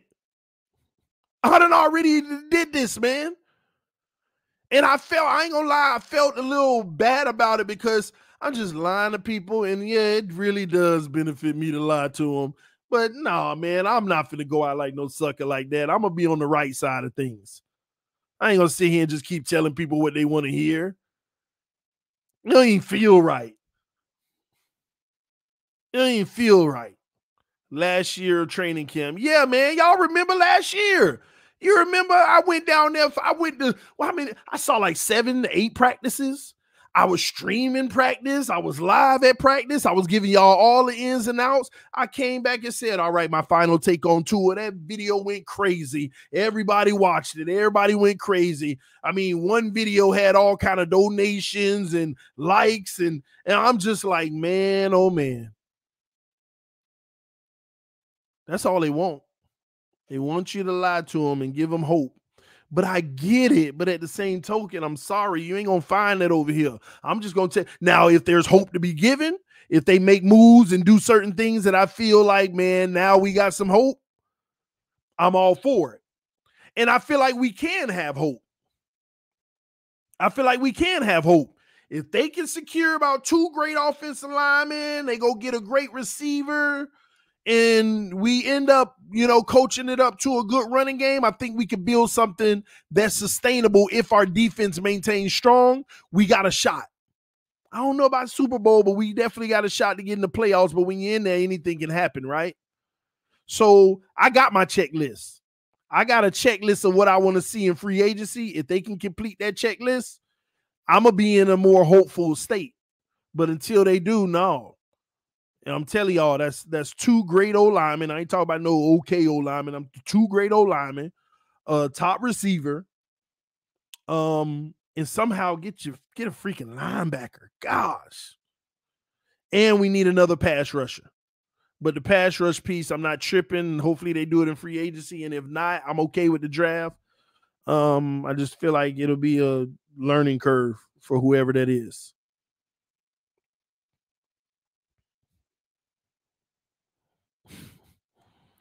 Got to give you props, TD. You once was giving false hope on Ryan, and I was like, huh? But you're not falling for the banana in the tailpipe now. Exactly. And I'm admittedly all the time, I'm not going to be like I was with Ryan Tannehill. I'm not going to sit here and live in that state of delusion year after year after year. Just like with Tua Tagovailoa. He ain't showed me nothing. He ain't proved nothing yet. Whether he can be something, I'm not debating you on that. I'm just talking about what do we have right now. He ain't good. It don't mean he ain't going to be great, But as of right now, he ain't good. If they make him good, I'm going to be one of his biggest advocates and raving about him. And then my haters going to be like, no, TD, keep the same energy. I am. I keep whatever energy I see he give me. His rookie year, they called me a flip-flopper. Because one game he looked decent, the other game he looked trash. So in the decent game, I was like, I love what I saw from Tua today, blah, blah, blah. The next game he looked bad. Nah, Tua looked like trash today. Then the next game he looked solid. I like what I saw from Tua. Stop flip-flopping, TD. Then tell him to stop flip-flopping. I don't flip-flop. I give you what I see. I give you what I see. Whatever he gives, that's what I'm going to give you. I'm not going to sit here and drool and talk all the good graces that ain't true just to give him credit. You got to earn it now. At least on this channel. And I think that's the fairest thing. You want to really assess your team and you wonder why we never winning. Wonder why we in this constant state of trash, because we accept trash. We accept mediocrity. Somebody said, is this TD Saints Talk? No, but go subscribe to it. Appreciate the advertisement, Filthy Cat 305. By the way, thanks for bringing that up. Y'all, we approaching 2,000 subs over there, man. It's crazy. So listen, y'all make sure you go check out TD Sports Talk. We talk all things sports, all NFL football, NBA basketball. We do all of that. All right. So if you want to go subscribe to TD Sports Talk, make sure you go check that out.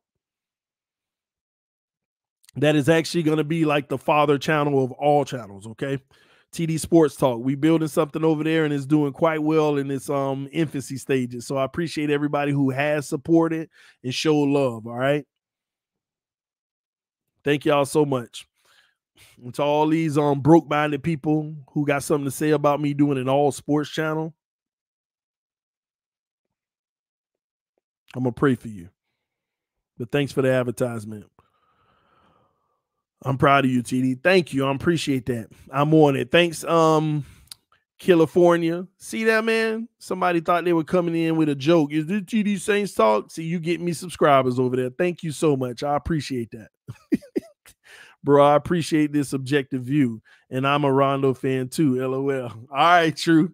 You see, he worked his way back last night. They only gave him like 11 minutes, but he coming off that injury and they got the W. So he trying to work his way back, man. Keep it up, TD. Thank you so much. All right. Thank you so much.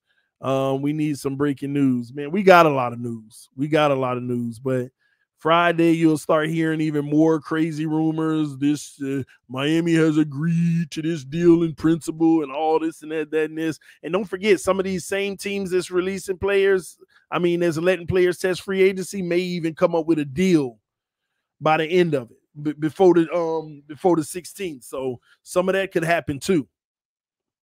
TD, look at Byron Jones' Instagram. He just had surgery. Well, I know he was supposed to have surgery. Remember, and that's another thing y'all need to realize about Byron Jones, man. The man played hurt last year. Nobody talking about that. The man played hurt for us last year. The sacrifices he made. He played hurt. And to play that well hurt just about the whole season.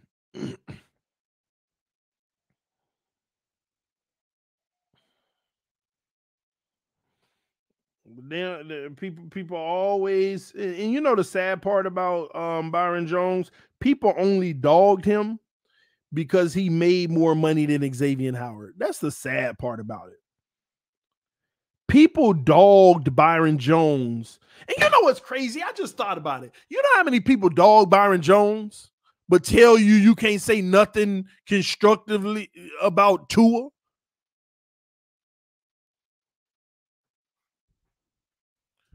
Like, do you know how many of our fans dog Byron Jones? It's crazy to me, man.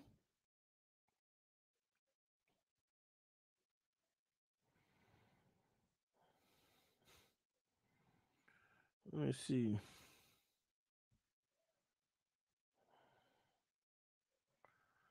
All right, yeah, I think his surgery's done. So he's gonna be chilling this summer until he's 100% recovered. They dog Byron Jones, but you can't say nothing about Tua. You notice that? And at least this guy is playing at a good level. At least this guy is playing at a really good level. He's benefiting this team. He ain't hurting them.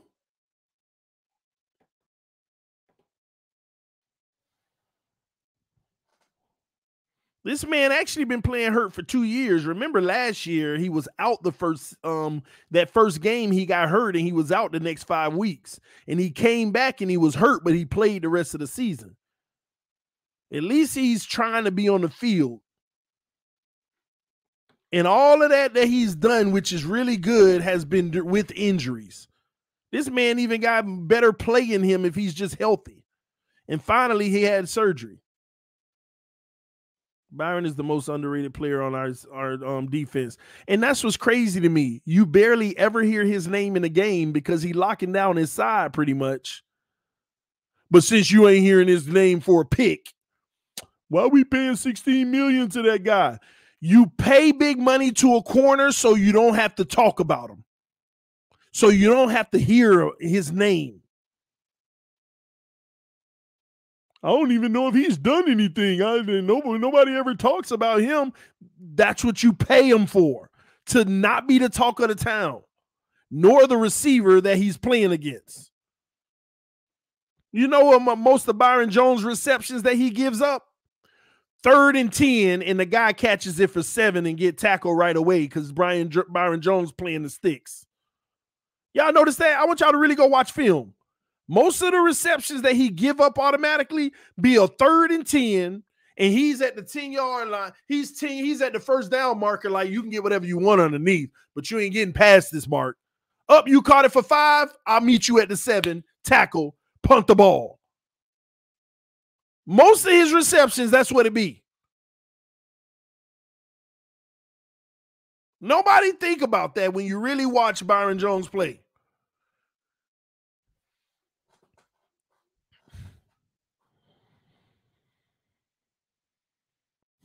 I don't understand, man.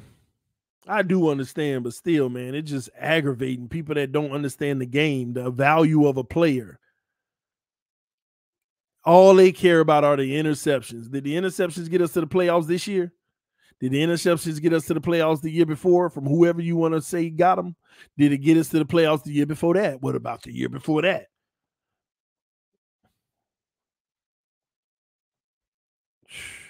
X's play became much better once Byron was back healthy last year. Absolutely.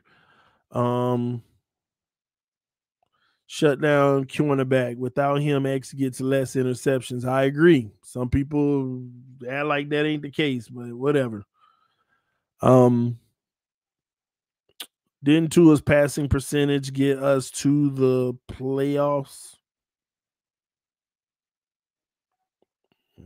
He's being funny. Byron is easily the most physical player on our defense.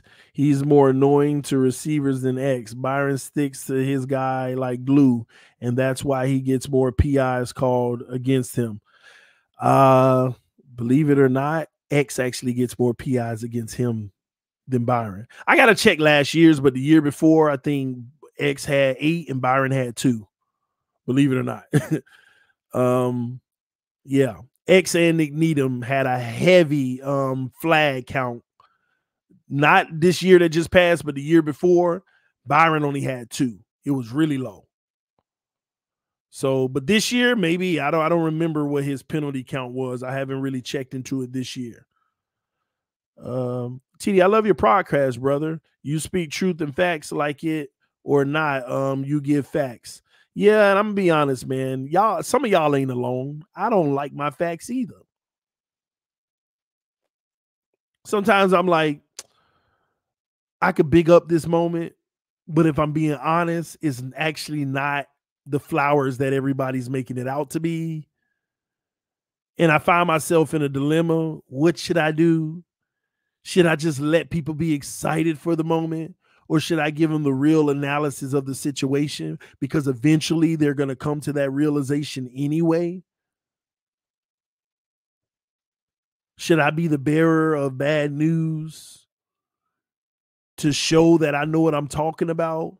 Or should I just go with the flow of the river and everybody loves it and we're all wrong at the end of the day and blame somebody blindly just for why we were wrong, just to make us look like we should have been right? I have that dilemma a lot. Y'all should see how many streams I'd be like, I need to go live about this. Nope, I ain't gonna go live. I'm gonna leave it alone. I'm gonna let people glorify it. Keep doing your thing, yo. Your other channel is called Growth. I agree. I appreciate that, man. Bear it, TD. Man, it gets exhausting, man, trying to help people understand the game, though. You know, some people have like a simplistic view of the game. Some people have a simplistic view of the game. I want y'all to notice something, right? Like, some people really don't know the game. And let me prove to y'all. I mean, this may be so petty and small, but I want y'all to pay attention to like social media out there. Do y'all notice that there is an increased use in the terms of an X receiver and a Z receiver? Have y'all noticed that, like, in the sports Dolphins atmosphere, Twitter, everywhere, there's more emphasis on X and Z receivers? Like, people using the term. Like, a year ago, nobody used the term X and Z. Nobody were using the terms X receiver and Z receiver.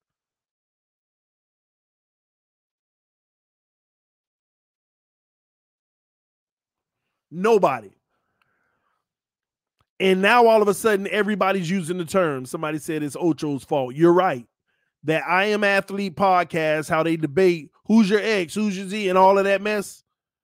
When they're debating that all day, the reason why some people are when you see people using it heavy now in their vocabulary is because they didn't even know what it was. When they saw the podcast X and Z, ooh, let me look it up. What is the X outside? What is the Z? Whatever, right? They didn't even know what it was. This was a term. They're like, oh, there's a term X and Z, and it's better to be the X, or you know. Now, I know it's due to the I Am Athlete podcast because Brandon Marshall and Chad, they're sitting there debating all the time. Everybody who on the show, who would you take as your X and who would you take as your Z? Right? But the people that's out here trying to use it in their tweets and in their commentary and stuff, that's only because they didn't even know what it was a few weeks ago. Now they want to try to act like they educated and know what an X and a Z receiver is because they just learned it. They want to make it seem like they've been new. It's stuff like that, man. Educating people on football is hard. But there's a lot of people that really don't know the game. And guess what, ladies and gentlemen? I didn't know the game 4 years ago like I know it now. So I'm not greater than anybody in anybody's commentary. But one thing that I'll always demand is respect for mine. People get violent and disrespectful. You're an idiot and all this and that. No, I'm going to always ask for respect, in my opinion. We'll respect somebody on TV just because they work for ESPN more than somebody who actually studies the team. That's the only reason I even started the channel. Is because these people do not study the team. I'm watching ESPN and they just make general comments. You don't even know nothing about the team. Yeah, they got that Giuseppe guy over there in Miami. That's about all you know. They don't even know the team. But you'll give people like that more respect than somebody who actually day in and day out talk about and study this team. What's up, EM? EM said names. Boy, I tell you, EM always trying to start stuff. You know, don't ask for no names, EM. You know who I be talking about. You know all the different people all up on Twitter and stuff using X and Z now, putting it in parentheses to explain which receiver they talk about. Well, we should bring this guy in as the X, and we can let Waddle be the Z. Oh my gosh. Ain't never used the term until they saw I Am Athlete.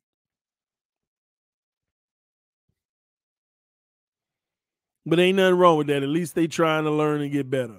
But they claim, people out here claiming as if they knew these terms and stuff all along.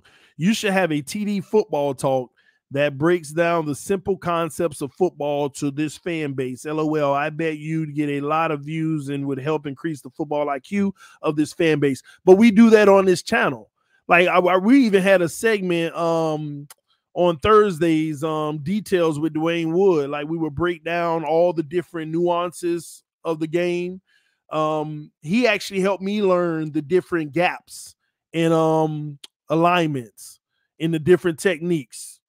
You know, 3 techniques, you know, the 0 technique, all of those. A gap, B gap, all of that, all of those. He actually helped me understand those better. And we got videos up on that. You might want to type in TD Fans Talk details with Dwayne Wood. We talk about some of those. Then you can start understanding zone blocking, all of that stuff. So you can actually look at a player and actually know who would fit your scheme. Because we always say, oh, he's a good guy who made the Pro Bowl 8 times in a row.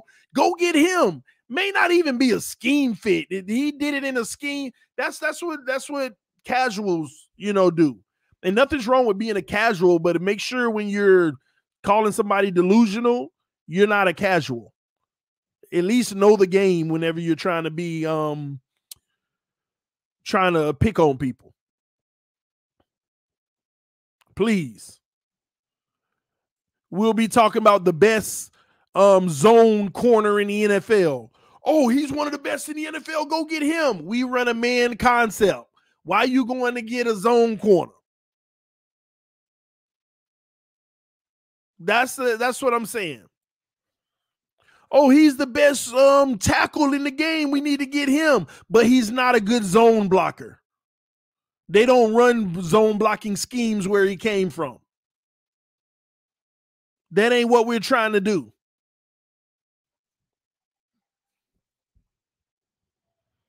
Man, he's a great nose tackle. Yeah, but we run a 3-4. He'd be better suited in a 4-3. We actually need a real anchor in the middle, at least about 20 more pounds. Could we run a 3-4? All of these different things, man. They make a difference. They make a difference. I may not agree with all you say, but you know your SHIT. I give you that. Sometimes, Sean, sometimes I get mistaken. Salute to the homie EM. Sometimes he give me a call, bro, you said this, and that's actually wrong as that. And I'd be like, no, it's this and that. And I'd be like, oh, yeah, you're right. And I don't even know why I'm saying that while he in here. You know, I don't want to give him no credit. EM foolish talk.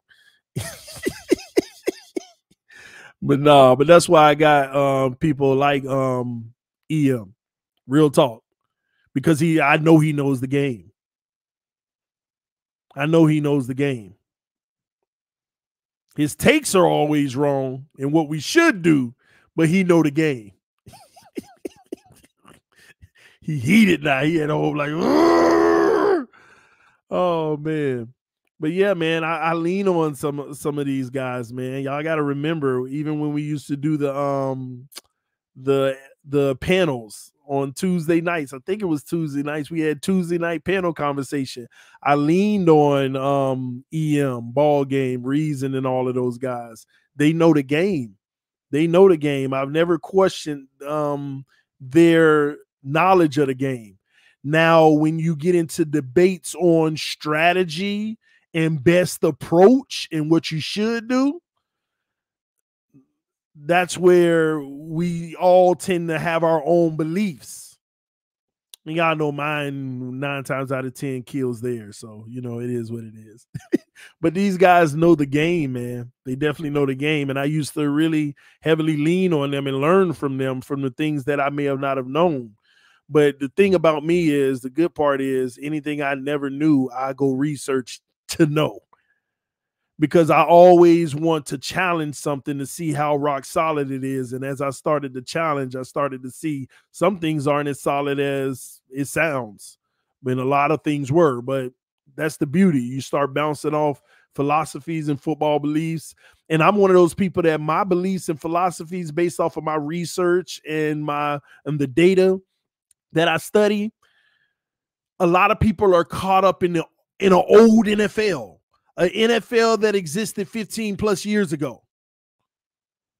I'm already into the new NFL, the new NFL. This is a new NFL. And a lot of people's beliefs and stuff mix with the old one, where I don't feel like all the things are the same anymore. You have to factor in money you didn't used to. Not to this degree. You have to factor in the way teams are building. A lot of this NFL goes in stages now. What's working today that's superior ain't even going to be relevant in 6-7 years. When the teams go on a run for DBs and all these teams are looking for a great secondary, then your offense better start adjusting to the run game, because the money going to go in the secondary, and D-lines and linebackers going to be weaker around the league because the money. You better get ahead of the curve and get your run game up. When teams start trying to stop the run, you better go put that money in that secondary, because teams on offense ain't going to be running as much. They're going to be throwing. And right now we're about to go through a shift that's going to take about 3 years. We're going to be pass heavy for about 2 more years, and that run game shift is going to take over. Let me tell you why. San Francisco going to keep running that ball, and they're going to keep making it in the playoffs. Miami hopefully can do the same, and you're going to have more and more teams running the ball now because teams are putting their money in the secondary. And then teams are going to start to adjust in their front and their linebackers, and then that's whenever you want to get back into your receivers in the passing game. You want to always be ahead of the curve, changing it versus reacting to it. And the problem with the Miami Dolphins, we always freaking reacting to stuff. We're about to start the run game when it's pretty much coming in, which is going to take about 2 years to get to that point. Titans 2, TD, exactly. We're going to hit it with everybody else, and people are going to start adjusting to that, and then it's going to be back to the pass game again in about 5-6 years. You got to be the trendsetter that causes the league to change, not the one who's reacting to the changes of the league. And we always freaking reacting, man. I want to make people react. I don't want to react to them. Exactly, TD. We're behind the curve. Good point. Who else is run heavy team guys? Exactly. The more and more teams have, that's our only hope for the playoffs, is just to be a dominant run team and steal our will getting in there. But you also notice these dominant run teams, look at their passing games. Tennessee, Tannehill. When it all matters and they shut down the run game, they can't do enough throwing. Same thing with San Francisco. When they shut down the run game, they can't do enough throwing. It's a part of the issue. That's a part of the freaking issue. You put all that money on the line in your backs, and you got receivers, but you ain't got the quarterback to sustain it. Because the cheaper route, believe it or not, is the passing game. That's what y'all got to realize. The cheap route is the pass game. People think it's the running game, because you're always going to want a receiver anyway. But the cheap route is the passing game, because a lot of times you don't have to spend as much on O-linemen. Do you know how great of O-linemen you need to have great run games like that? Do you know how much money you got to spend on your O-line to produce a run game like that? I ain't talking about the Patriot way where they just keep you off balance with the pass and run. And to be quite honest with you, that's all quarterback driven. He had the line of scrimmage and saying, this run ain't going to work with this front. Let me audible from a quick slant, send a goal. Let me get a crosser, blah, blah, blah. He audible at the line, 56, blah, blah, blah. That's all quarterback work. And he gets a quick completion and they get some yards. But then he sees a front, they going to pass. Oh, this is finally, we got a run opportunity. Bam. Let me audible, talk to the line, hike, handoff. We got 6 yards. They don't have a successful powerhouse run game. They just got a quarterback that allows the run game to be successful because they take advantage of certain fronts they see. That's different. Unless you got a quarterback who has the intelligence and the mind to be able to do that, then it don't matter. The Patriots have always had a successful run game technically. But the difference is it ain't because they got a good run game. It's because their quarterback knows when the run would be an advantage in what situation, and he'll audible into it. And I do have to give this up to Tannehill because Mike Vrabel said this. I think it's Mike Vrabel. I always say his name wrong. Vrabel said this. He said, one thing I do love about Tannehill, we call a lot more passing plays, but when he gets certain looks up front, he makes sure he audibles right into that run, and it's usually a big gain. If you ain't got the mental intelligence to be able to know you got a pass play call, but the front they're giving audible into the run because you feel like that's a better look, then it don't matter. And you know us, Tua got to take that next step mentally because he said, I'm out there running plays I know ain't going to work. But, you know, I just do the best I can during it.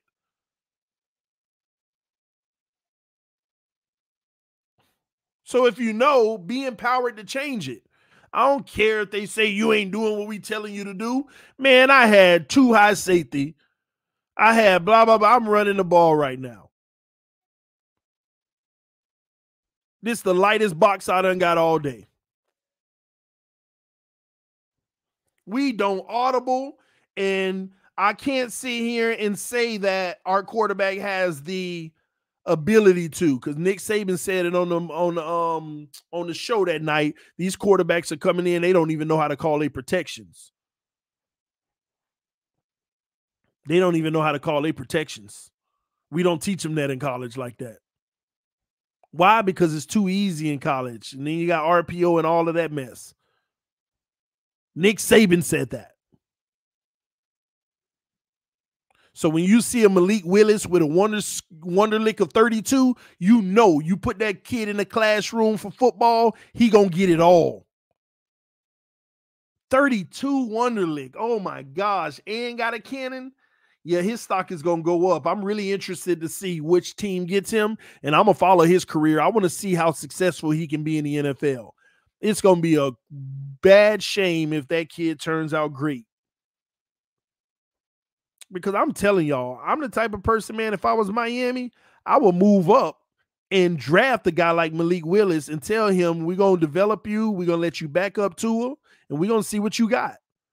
While Tua's hoping to earn his right to be our franchise quarterback. And if he is, then we got a good backup for a few years that we'll trade eventually. And if he not, maybe Willis is the future. But the problem the Miami Dolphins have right now, how you ain't even invest in a guy that you're trying to develop just in case Tua don't work. We ain't even developing a freaking guy just in case. We ain't even got somebody that's like, maybe he can turn the corner. Why we ain't out here looking for our Dak Prescott or Russell Wilson? Just in case. It don't make sense. Don't make sense at all. We should have been had that cooking.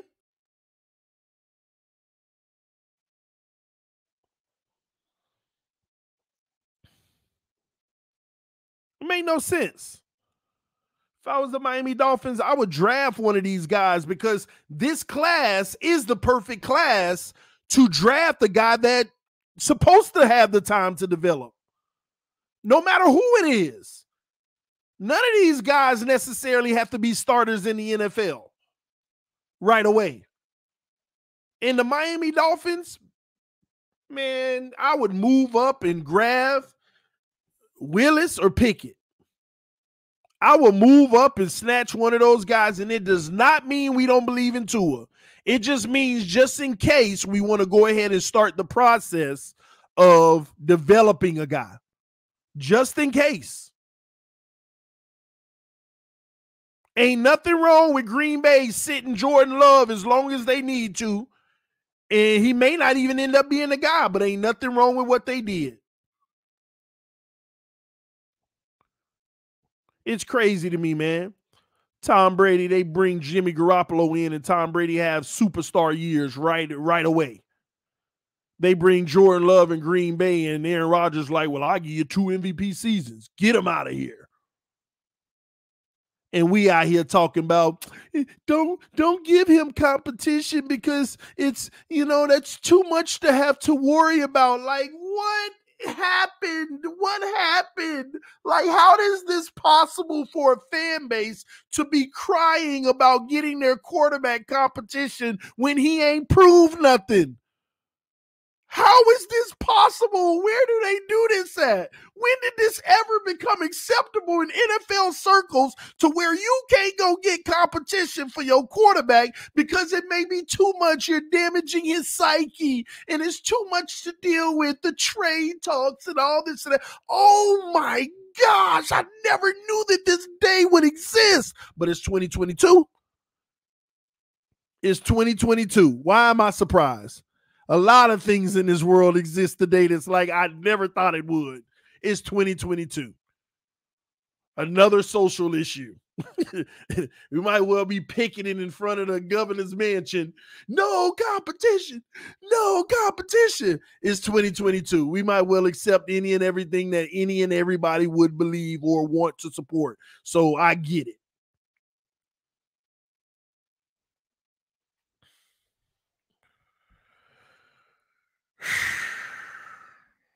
You're not allowed to have insurance because it will mess up the mental of your quote unquote starting quarterback.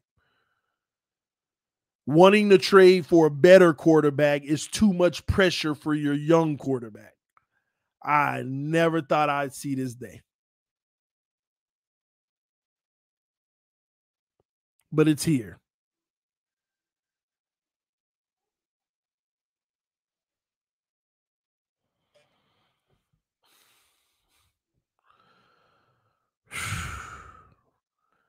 That Jordan Love pick was a wasted pick. We don't know that.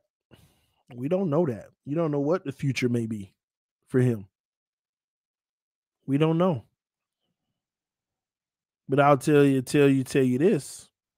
Regardless, at least they're investing in their future.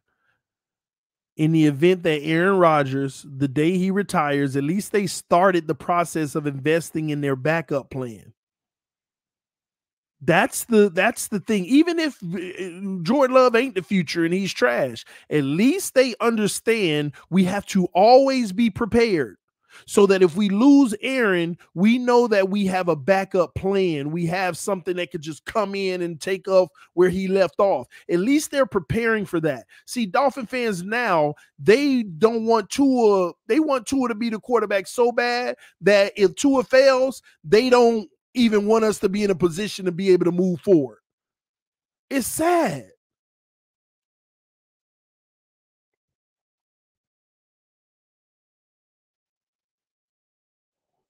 It's sad.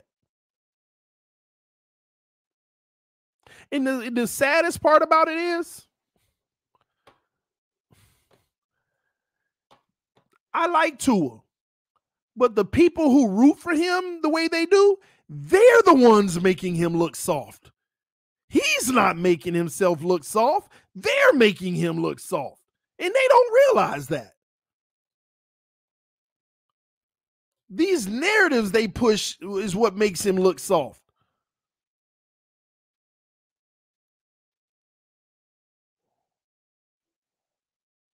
They don't realize they doing that to him. They're making him disliked. A lot of people dislike Tua because of the people in their delusion about him. Like I've seen on Twitter the other day, somebody gave some fair, objective commentary that says Tua might turn the corner this year and be great, but up to this point, he hasn't proven anything, and a lot of people are waiting to see him become great. That's all they said, and nothing was wrong with that. Guess what the person in the comment section said to him? You're an idiot. You'll see. Tua's going to break records this year that have never been broken before. Where does that come from? There ain't no evidential proof. We ain't even get nobody in free agency yet or nothing to support that. But this is the narrative that they spew. It makes people want to be like, why do y'all live in such a delusion? Some people be like, I hope he fails just so y'all can come out of this dumb delusion. Some people believe he needs to fail because some people don't went too far on their belief that has no evidence. The only thing in this world that I know requires belief without evidence is Christianity, faith. And I said this before, they done turned this man into a religion. They done turned this man into a religion. You are to believe. He could throw 8 picks in the first game. You are to believe. It's crazy.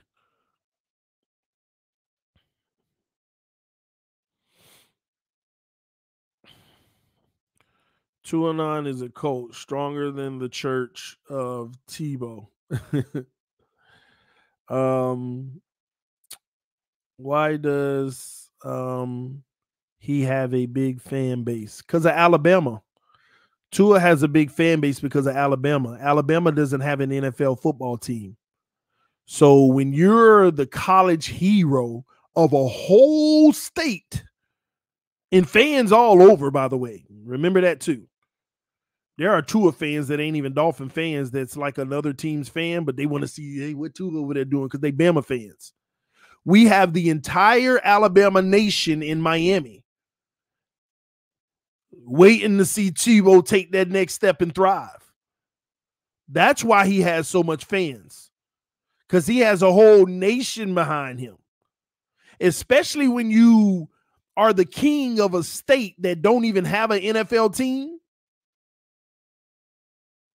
Imagine if Alabama had an NFL team. It wouldn't be like this. Because people would be like, oh, the Tua's out in Miami. I wish them the best, but they still be fans of their team in Alabama. But Alabama doesn't have a team. Their NFL team is Alabama. So anybody who comes out of there, they follow them and they support them everywhere. It's genius marketing. It's genius marketing. And Hawaii. Thank you. Thank you. Good job. Double whammy. Hawaii too. Hawaii as well. You got the whole state of Alabama and all Crimson Tide fans and the whole state of Hawaii. That's why he has so many fans. Places that are deprived of football teams. They don't have an NFL team. So now they do. Now they do. Now they do. And Tua to have competition at quarterback. If Tua, and that's why Ross wanted to draft him. I don't know, maybe. If Tua hadn't played at Alabama, he would be auditioning for this. Tua should have been sitting with Tebow in TV commercials about the curve. Both can't handle curve. I'm not writing off Tua Tagovailoa in his future. I'm not going to bet against anybody's future. I know I don't see, I don't see much, but I've seen players at this stage, turn into like great players. Like I'm telling you, I watched Tua's game. In the short and intermediate, I actually love the capabilities of his arm. I see how he's trying to process the field as fast as he can. I can see the abilities in his game.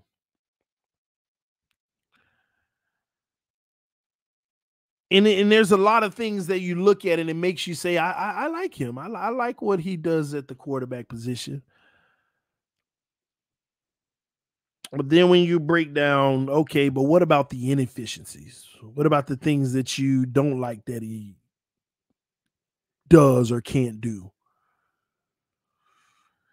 It leaves me in this place where Tua will never be a bum. He can be a good quarterback, but he can never be the difference maker. That's the conclusion I kind of get when I give these early assessments. He can be a good quarterback. He can produce and help his team, but he'll never be the difference maker. That's what I get from him from an assessment standpoint. And everybody says you're going to eat crow. Then I hope we do see those intangibles that make us do that. That would be that's just growth on his behalf. And he showed it to us, and it'll make you want to get behind him. Shout out to the homie Rasta, becoming a new member of the channel. I appreciate you, man. Welcome to the membership. Thank you for your love and support, obviously. I hope you enjoy. Like I always tell everybody, you probably already been following us for a while, but just in case you haven't, welcome to the Pro Bowl level, man. I'll just say this. You may not always agree with me. I ain't gonna always tell you what you want to hear, but I am gonna be consistently me. That's what I will tell you. All right. So I appreciate you joining the membership, showing love to the channel, and appreciating the great content, homie. Thanks. You don't know that, TD. I don't. Whatever you're talking about, I don't know. I didn't say I did know. I'm giving you my assessment, my thoughts. That don't mean, and what I continue, here's what I'm trying to plead with some of you all to understand. Just because I said I believe that this is what Tua's going to be, doesn't mean that's what he's going to be. Ultimately, he has to write his future. I can't write his future. I can tell you what I believe it's going to be. That doesn't mean it's going to turn out that way. Tua can end up being the greatest of all time, and I would proudly say, man, I was wrong, but I'm happy I was wrong. Y'all make it seem like I'm sitting here saying Tua is trash and he's going to always be trash, and if you don't believe that, you're an idiot, stupid dummy. I'm not saying that. And nor am I saying in general that he's trash and he'll always be trash. No. Tua's actually a good quarterback. I just don't feel like he'll ever be a difference maker.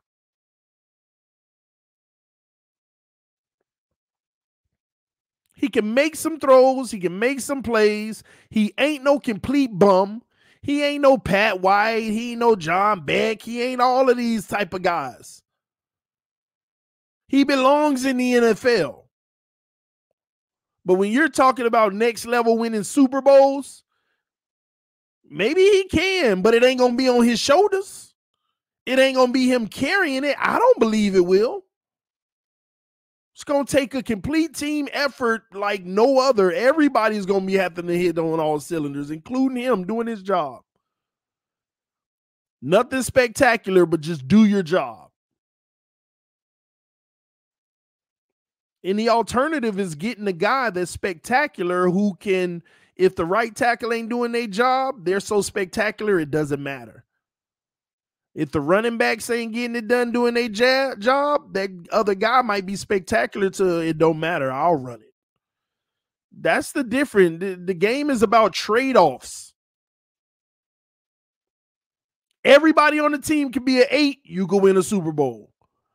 But if you got a few 5s and 6s, then you need to have a few 9s and 10s to offset. It's all about trade-off in this game to make a complete team. You want a team operating at an 8 level. Out of 1 out of 10, you want your whole team's average to be 8. That's a Super Bowl contender. So if your quarterback's a 10, you might be able to take 1 or 2 6s that's starting. If your wide receiver's a 9, you might be to take a few 7s that's starting. You want your team to be around 8, 7.5 is real nice. An average team at 7.5. But when you got 3s, 4s, and 5s on your team, your quarterback can't be no freaking 7.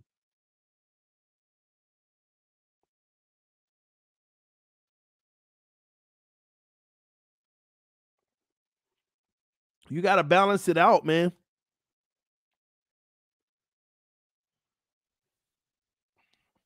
An average of 7 is the minimum. That's a playoff team. Everything between that and 8, because ain't no team in the NFL over an 8. Let's get that straight now. And whether y'all want to believe it or not, ain't no team in the NFL over an 8. Look at the Bengals. They got a center, a right tackle, and a left guard. And a right guard. All of them under 5. But their quarterback was a 9.5. Their receiver was a 9.5. Their left tackle was a 9. Their left guard was an 8. So they start trying to pull them and balance them up.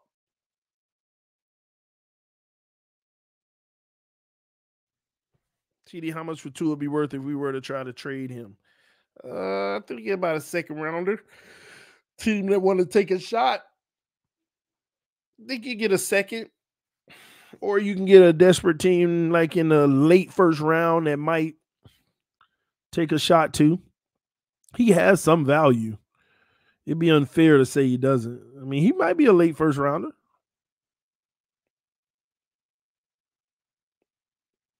He might be. McDaniel gonna want Tua to have more targets. That's fine. That's good. The last 2 Super Bowls, the quarterback play was not elite. Defense wins Super Bowls. We don't need Tua to be elite, just the manager.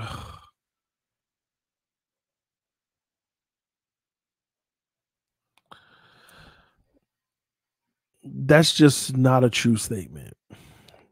Listen, let me break this philosophy down for some of y'all, okay? An elite quarterback ain't supposed to play elite in the Super Bowl. Let me help y'all understand something. An elite quarterback plays elite in the regular season. Matter of fact, let me put this up. Let me help you out. And I need to readjust this list, by the way. I'm going to readjust this. Yeah, I'm going to readjust this because some people have moved, okay? But an elite quarterback in the first round of the playoffs, they play great. In the second round of the playoffs, they play really good. In the third round, they play good. Or that third round might be the Super Bowl because they had a first round bye. They play good. Because the level of competition is supposed to get better and better the further you go, which means you're not supposed to play as good as you go. So, but don't make this notion, well, in the Super Bowl, the quarterback didn't play like he was elite. It's not common for quarterbacks to play elite in the Super Bowl. One of the last times I saw elite play in a Super Bowl was literally that Eagles-Patriots game where both quarterbacks lit it up. That was rare. Most quarterbacks struggle in the Super Bowl because it's supposed to be hard. You usually got the better defenses. And yes, defenses do win championships.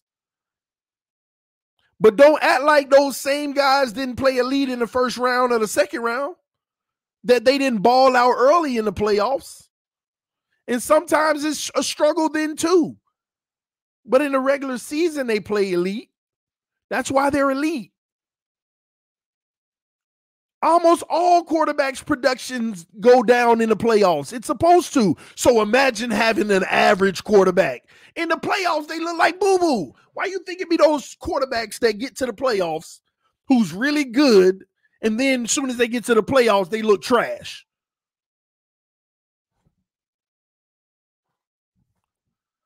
Yours truly, Ryan Tannehill. He's looked really good in the regular seasons in Tennessee. You get to the playoffs, you barely can get a game over 100 yards. All quarterbacks' production go down. But that's why you look at what their level is at its best. And in the playoffs, you might be able to knock it down 2 notches. So if I got a average quarterback, that's why they get bounced and blown out in the first round. That's why they get blown out and bounced in the first round. They're just not good. Everybody's production usually goes down in the playoffs because it's harder. So don't say, oh, well, in the Super Bowl, the quarterbacks weren't elite. You don't need an elite quarterback. Yeah, you do. You need them to get you there so that they can at least give you the basic good play. Good. Not great, not elite, not very good, just good play in the Super Bowl. And Stafford, he had a good game. It wasn't elite. He had a good game. He had a good game in the Super Bowl. It was not terrible by any means at all. It was actually a good game. Wasn't spectacular, off the charts. It was a good game. He had a good game. It wasn't nothing special, but a good game. And that's the difference. 90% of Super Bowl winning teams have franchise quarterbacks. Yeah, yep, they'll ignore that though. Well, we could be that 10. Look at what we chasing, y'all. This is what I be talking about. 90% of Super Bowl winning teams have a great quarterback. And we leave it to us to be the team chasing the 10. You can't make this up. You can't make it up. Leave it to us and we'd be the team chasing the 10. We'd be the team chasing the 10. Oh my gosh. Oh my gosh. Oh my gosh. Leave it to us. We got to be the team chasing the 10. But it's possible. Oh my gosh, boy. And the only reason people feel like that is because of the love of one person. That's what has gotten me for the last 2 years. People like, TD, you've changed. You doggone right. You doggone right. Because I'm not going to sit here and entertain these crazy people. And I don't say that in an insulting way, but God dog. We literally sitting here 90%. If you follow path A, you got a 90% of the time. That's the winning formula. If you follow path B, 10% of the time, that's the winning formula. Well, I'm gonna take the road less traveled. Oh.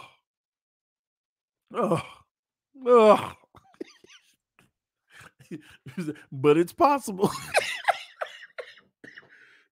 Oh my gosh, man. Listen, if any of y'all hit the lottery, man, holla at your boy, man. I got some investment things I love to come holla at me, man. Shoot your boy a solid. Shoot me a few, man. You win a few $100 million, come holla at your boy. Just throw me one of those boys, all right? Because some of y'all are poised to win the lottery. I'm telling you, some of y'all about to win the lottery. Some of y'all take the mod. Y'all go for the mods, boy. Boy, hey, listen, don't forget about your homie, all right? Oh, somebody just said we're definitely path C. No, I ain't gonna go that far. Oh, man. Long-term, Seattle probably win that Wilson trade. But when a QB of that caliber is on the market, you cannot turn it down, even with that price. With the Dolphins, sure will. We're about to turn down. We've turned down some opportunities now. Ross effect, TD. Yeah. It's tough, but again, like I said earlier, we're addicted to our team. We got that itch for them. I get it. It don't matter.